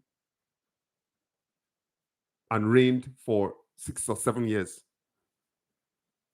And then when he died,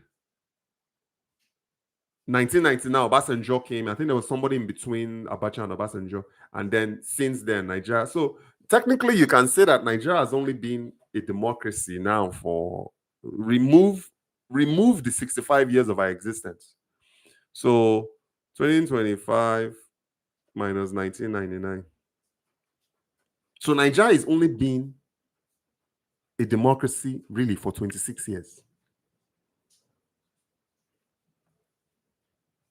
We got a long way to go compared to America that's been a democracy for 220 years. So we got a long way to go, but it starts with the mind. Meanwhile, you have seen Redeem Camp. Which one is that? You mean like Redeem Church and all that stuff? I don't know. I mean, I know of the name, but I don't really. I don't do the church thing. Like I believe in some of the teachings of the Bible, but that's as far as I'll go. I don't practice going to church. I don't, obviously my background is in Christianity. But even till today, and if you were to ask my family, what are we don't know. We just know right from wrong. We try to raise our daughters to become respectful leaders of people. And then like the basic principles of the Bible, like principles around wealth, principles around being a good neighbor, principles around you reap what you sow, not bearing false witness, like those teachings. I observe those teachings. I think there's an equivalent of that in the Quran. So I probably haven't read the Bible in like 25, 30 years. It's not something that nothing against those who go to church. Go to church. I think church is good because to me, the way that I interpret church is it's a good community for people where you can go and commune with others. That's probably the only thing I like about it. People find a sense of community belonging into a church. But for me, my sense of community is my family and my neighbors and my friends and my community in Nigeria, my business, creating jobs, having a platform like this where we can talk and have respectful conversations. And sometimes we may not have the same opinions, but that's the beauty about being able to speak out, living in a free world where we can all share our points of view and then shake hands at the end of the day and move on. Yeah, but I don't feel like I need to go into a building for somebody to tell me what I should be doing as a father and as a man, as a husband. I don't think I need that. That's what books are for.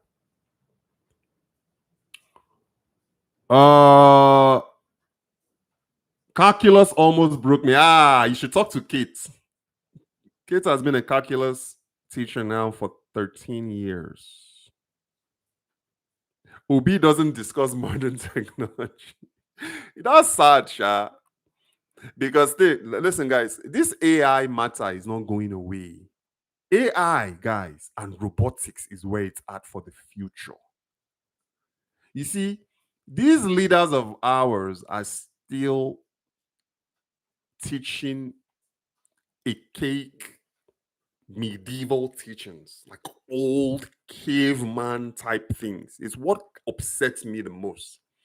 That is why every time that I see Nigerians gathering, celebrating commissioning of a road, I almost want to punch the television. I'm not a violent guy, guys. You don't be violent, please, but it's just a figure of speech. I roll my eyes because I just can't understand it. It's not as if you are building a smart city. You are just doing 1 kilometer of road. And then you see them sit there. And then they'll get on the stage and start praising themselves. Oh my goodness. So just archaic things that people have done in America and Europe and Canada for 200 years. Like US roads was built during Carnegie and Rockefeller. That was like 200 years ago. Nigeria go build roads, begin hold press conference. Fix electricity. Start from there. Let's just go a day, guys. Can you imagine? If you can just go a day with lights. Let's just start there. Oh my goodness. Went to Zion. Excited for the diaspora tour. Yeah, that would be, I think diaspora is actually Thursday. So tune in for that. Tomorrow I'm talking about farming in Nigeria. Diaspora, 12 questions diaspora has about farming in Nigeria is tomorrow's podcast. And then diaspora talk will be Thursday's episode. Redeem Church Camp is huge and worth millions. Are those guys, they own schools. If they own schools, I can support that. I really can support that if they own schools. But the Redeem has been around for a very long time. I actually think they're one of the top church brands, if you want to call them a brand in Nigeria or maybe even the world. Yes, now. Oh no, that one didn't go to Redeem. That one probably just went to some Esha, Esha, what do you call it? Retreat. This guy left me at home for 3 days, though. No food, no water, to go to a church retreat. I must have been 10 years old when this happened. I had to scavenge for food. I would go to my neighbor's house, knock on. Man, guys, have you ever been so hungry that you lose your mind? That was how hungry I was when this guy went on that retreat. I thought I was gonna go crazy when your ribs start touching each other. 3 days without food to go to a church retreat that he went and spent money. He probably put in collection and then he traveled there, traveled back. He came back with less money than he went in with. This guy. I'm sure they prayed all day from sun up to sundown. So what happened? And then he had to feed himself and all that stuff. And then collection came back with less money than he had. This guy. But look, man, look, man. I'm smiling to the day. I'm eating good now.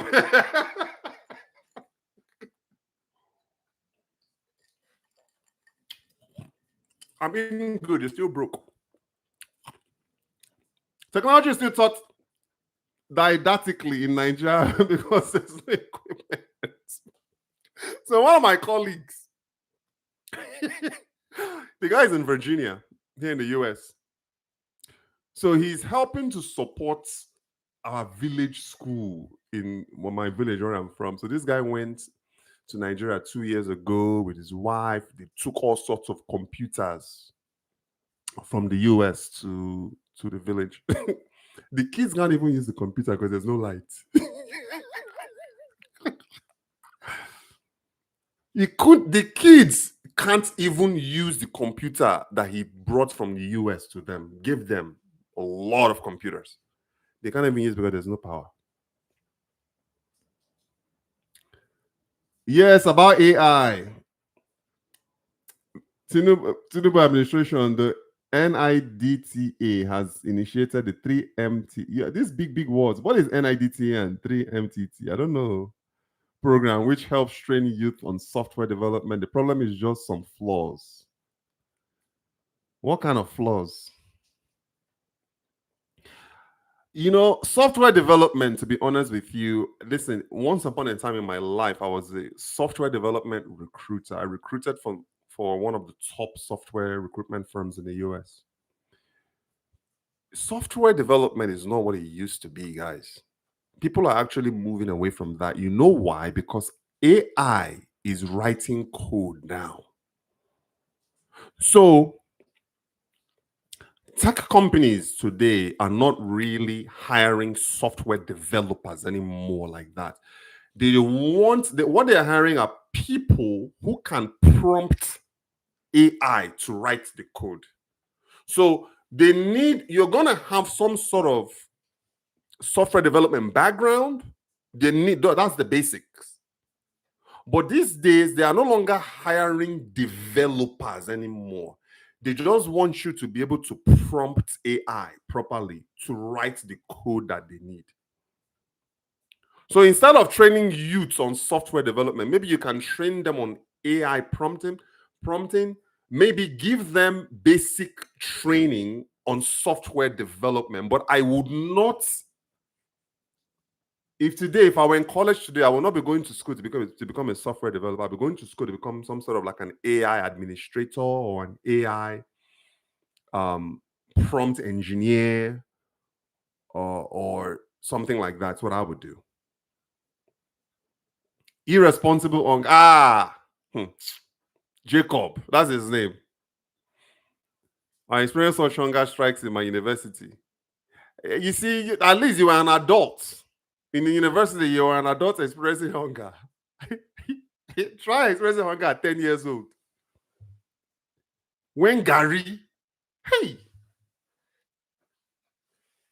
was like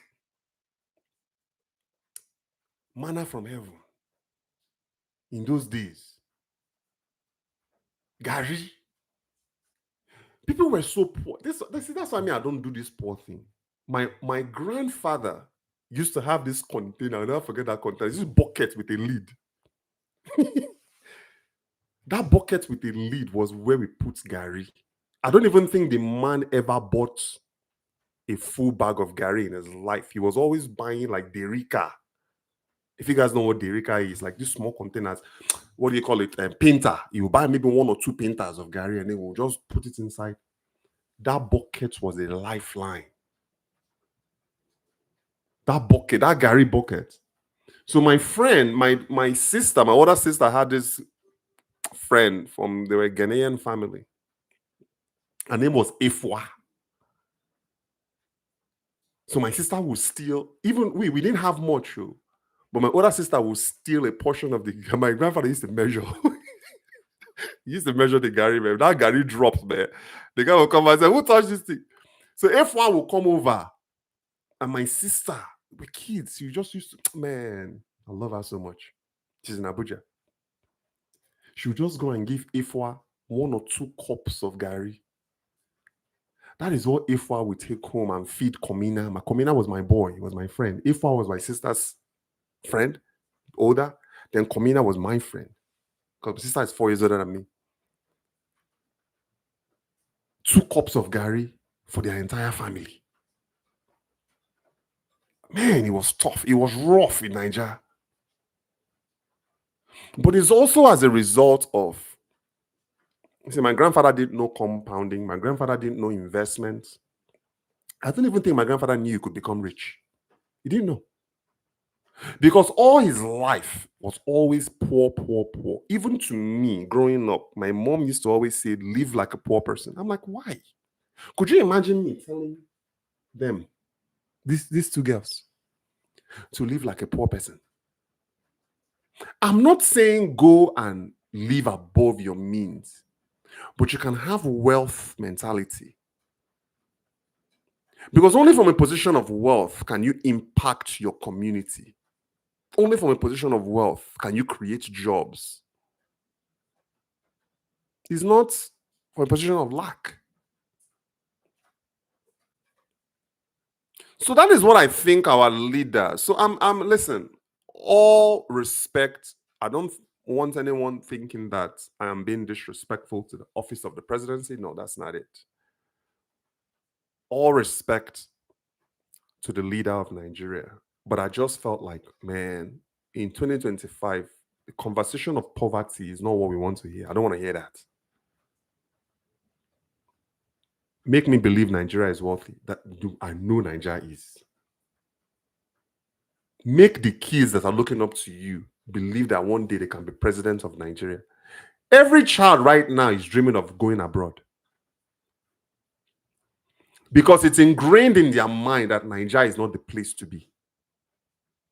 So they wake up every day, they fantasize, they dream about going overseas. American kids don't dream about leaving America. They don't. So we need to start changing the conversation. Experience Chonga, yes. Some of us are considering opening workspaces with solar power for youth to do homework and use their computer. I think that's a good initiative. If you can do that, you have my support. But that solar power too is another problem. The workspace has to be a certain square footage for it to be able to carry the solar energy. Because you may install it right now and it may not even pick up. You see, not only guys, I mean CJ, you see, not only about the solar power, right? You gotta have air conditioning. So these students in the building can be comfortable learning. There gotta be good ventilation in that building for this to work. Because if they cannot learn in a hot room, they cannot learn in a room with poor ventilation. So is this solar power, is it going to be able to carry an AC or multiple ACs? That is why we keep having problems in Nigerian solar power, because most of these solar energies cannot even carry fan. That's another thing too you got to think about. Great initiative. Workspace is good. Just like I said earlier, I would like to have a workspace for the diaspora in a place like Lagos, a commercial hub. So when Nigerians abroad travel, they have a place that they can go and fellowship with each other. Because only a Nigerian abroad understands what a Nigerian abroad goes through. So when you create a workspace for Nigerians abroad in Nigeria, they can go network. Someone like me, I like cigars. Maybe you have a coffee shop, a nice little outdoor area where I can sit there, smoke my cigar, and just kind of feel like I'm back abroad. We need that in Nigeria. But those kids too, they need that. Remember, like now my colleague that sends computers back home, they don't even have lights to be able to turn on the computer, much less air condition. to be able to sit and actually relax and learn. They don't have that. But at least it did. I mean, listen, if anything, if I were him, I would have at least created an environment, a comfortable environment first before I start introducing hardware. Maybe do a building, put AC in there, put running water in there, make people comfortable first. People have to be comfortable before they can thrive. Nigerian Information and Technology Development Agency, okay, is about reaching out to about 3 million youths. That is good. Where are they headquartered? Because I've never heard of them before. How is Wi-Fi? Okay. CG, that's another thing too. You got to consider Wi-Fi. You can't learn computer programming without internet connection. My uncle just asked me about my what do you call it? The Starlink that I'm taking to Nigeria, because he also wants to help in one way with the youths there, but internet connection. You see, me, I can deal with bad road, but internet connection I gotta have, because I have to go to a town to call my family when I'm in Nigeria. A lot of these hotels, these 5-star hotels, the Sheraton, not Sheraton, the Federal Palaces and the Four Seasons, they have very, very spotty, choppy internet connection. That is why I'm taking Starlink Mini, because I can travel with it. It's connected to my US account. So I can travel with Starlink Mini, plug it in, point it to the sky, get my high-speed internet connection, and when I'm done, I pack it up in my suitcase and bring it back home.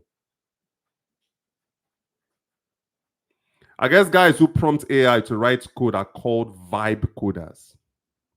Is that what they call them? I thought they were just AI prompt engineers. That's what me I know. These prompt people, I think, I mean, aren't they just prompt engineers? Which one is vibe coders again? First time I'm hearing that. Was your granddad even using a bank at that time?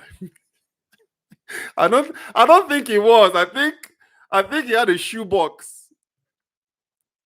So my grandfather had you see, this entrepreneurial spirit came from somewhere. So my grandfather worked for the railroad, Lagos Railroad company. And he also had an ogogoro business. You know ogogoro now. And my grandfather had this snuff. You know this snuff that you put on your nose? He had that business too. So he would sell ogogoro and then sell snuff. And everybody in the neighborhood knew if they wanted ogogoro or snuff to come to our house on I say house, our little one bedroom studio that my grandfather shared with me and my mom and my sister and his kids. It was like 10 of us in this little shoebox, like the size of my office. I'm shooting this now from my computer. Otherwise, I'll show you my office. I have like a 300 square feet. I even think my office is even bigger than where I grew up in Nigeria. So I doubt he had a bank account. I think he would just collect his salary. Again, guys, that's why I was going to talk to your granddad. It's like I wish he was still alive, so I can talk to him from an adult perspective and learn from him. My dad passed too in 2020. So yeah, Wi-Fi, you need Starlink. I will tell you how it should work in Nigeria, because there's Starlink in Nigeria. There's the Nigerian government approved Starlink satellite over its territory. So I don't see why it won't work. It's just like the person that my technician just told me, if you're going to do anything Starlink wise, just bring it from abroad, because the Starlink hardware they have in Nigeria is fake. It's fake. And the NIDT have the headquarters in Abuja. Good information. You see, I learn new things every day. My friend said police would raid the place due to 419. You mean if it's like a workspace for diasporans? I can kind of honestly see why. But That is an easy fix though, because they can, before you see, it's a membership thing. I personally would pay a membership fee for something like that. Because in order for you to be a member, they will ask for your passport, proof of ID, to ensure that you are a true diasporan, that you travel, you have a residency outside of Nigeria. That should also be a part of the criteria for membership. Because if you do it that way, you keep the touts and the locals away. A true diaspora workspace should be strictly for the diaspora. I'm telling you, that place will be packed. People will make a lot of connections and do more for Nigeria if we had that. We don't. So our governor, the governor of Akwa Ibom State, is building an Akwa Ibom building in Lagos. It's called Akwa Ibom House for Akwa Ibomites. I'm like, that's stupid. That makes no sense. I don't want a building to go and meet other Akwa Ibomites. I want a building to go and fellowship with other diasporans and other entrepreneurs and business owners and investors. That's what I want. I could give a shit if they're from Akwa Ibom or Imo State or Abuja, Lagos. I don't give a damn. Having a building, you see, for just Akwa Ibom people, to me, is kind of weird. Again, it shows that imagination that I'm talking about. People are not thinking. They just do. They don't think. Why would you create a house and call it Enugu House? Does that make sense? Makes no sense. But that is what the guy is doing right now. Multi-story property too in Lagos. Mine is for Nigeria youth. So you got to define youth. When you say youth, what is the cutoff age? Very important. What is the minimum age? Very important. So you see, Nigeria is always good at throwing out this youth. You see a 45-year-old man calling himself a youth. You are not a youth. You are a middle-aged man. You are a full-grown man. You are not a youth. So Nigerians, please help me define what is a youth. How old? What is the age range that you will consider someone a youth? Me, I would just say minors, maybe 13 to 18. Is who me I will classify as a youth, because in America, the moment you turn 18, you are an adult. If you commit capital crime at 17, they can try you in court as an adult. You see, to me, that is a youth. Somebody that maybe 13 to 18, because people like that, you can still mold them. You can still mold their minds. But you have Nigerians, a 50-year-old man in the village talking about he's a youth. You are not a youth. You are a fucking old man. Yes. So you need to define, CJ, if you want to make this work, you got to define what that means. Before you even do anything, before you invest money in anything, define your target audience. These youths that you want to help, how old are they? Otherwise, you see a 50-year-old man walking, talking about I'm a youth, I want to learn how to code. What are you going to do? Choose a name away? Because you didn't define what a youth is. So if you are watching this and you're in Nigeria, please tell me what is a youth now. I mean, I want to know what to be youth. How old is a youth in Nigeria? Because they have presidential candidates like Obi and Tinubu talking about we need something for our youth. My uncle is 52. He thinks he's a youth. Younger than me. Oh. Could you imagine if me, I'm 47, I'll be 48 years old, going around telling people I'm a youth? I'm an elder statesman, guys. I'm a big bros. I'm not a youth. Leave the youth for the kids. All right, guys. Thank you so much for your time. This is the longest podcast we've done thus far. Tomorrow's episode is going to be 12 questions, 12 diaspora questions about cassava farming in Nigeria answered. 10 a.m. Sorry, today. The reason why I did this one late was because I had that cooking class. But tomorrow's episode, 12 diaspora questions about cassava farming. I spent 3 years farming cassava in Nigeria from abroad. So I'm going to answer the 12 questions about it. For those who are interested in cassava farming as a business, not just as subsistence farming, meaning you're farming for consumption. Cassava farming as a business, this one is for you. So tune in tomorrow.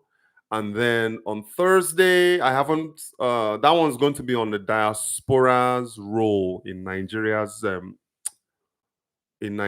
development. That's going to be Thursday's episode. Okay.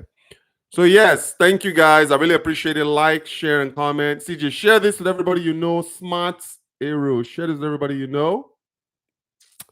I will talk to you guys tomorrow. And do me a favor, please kindly subscribe. If you like this, subscribe to the channel. Look at our other content, binge on them. CJ, thank you for your participation. Smart, thank you so much for your participation. I will see you both on the next one, okay? Take care.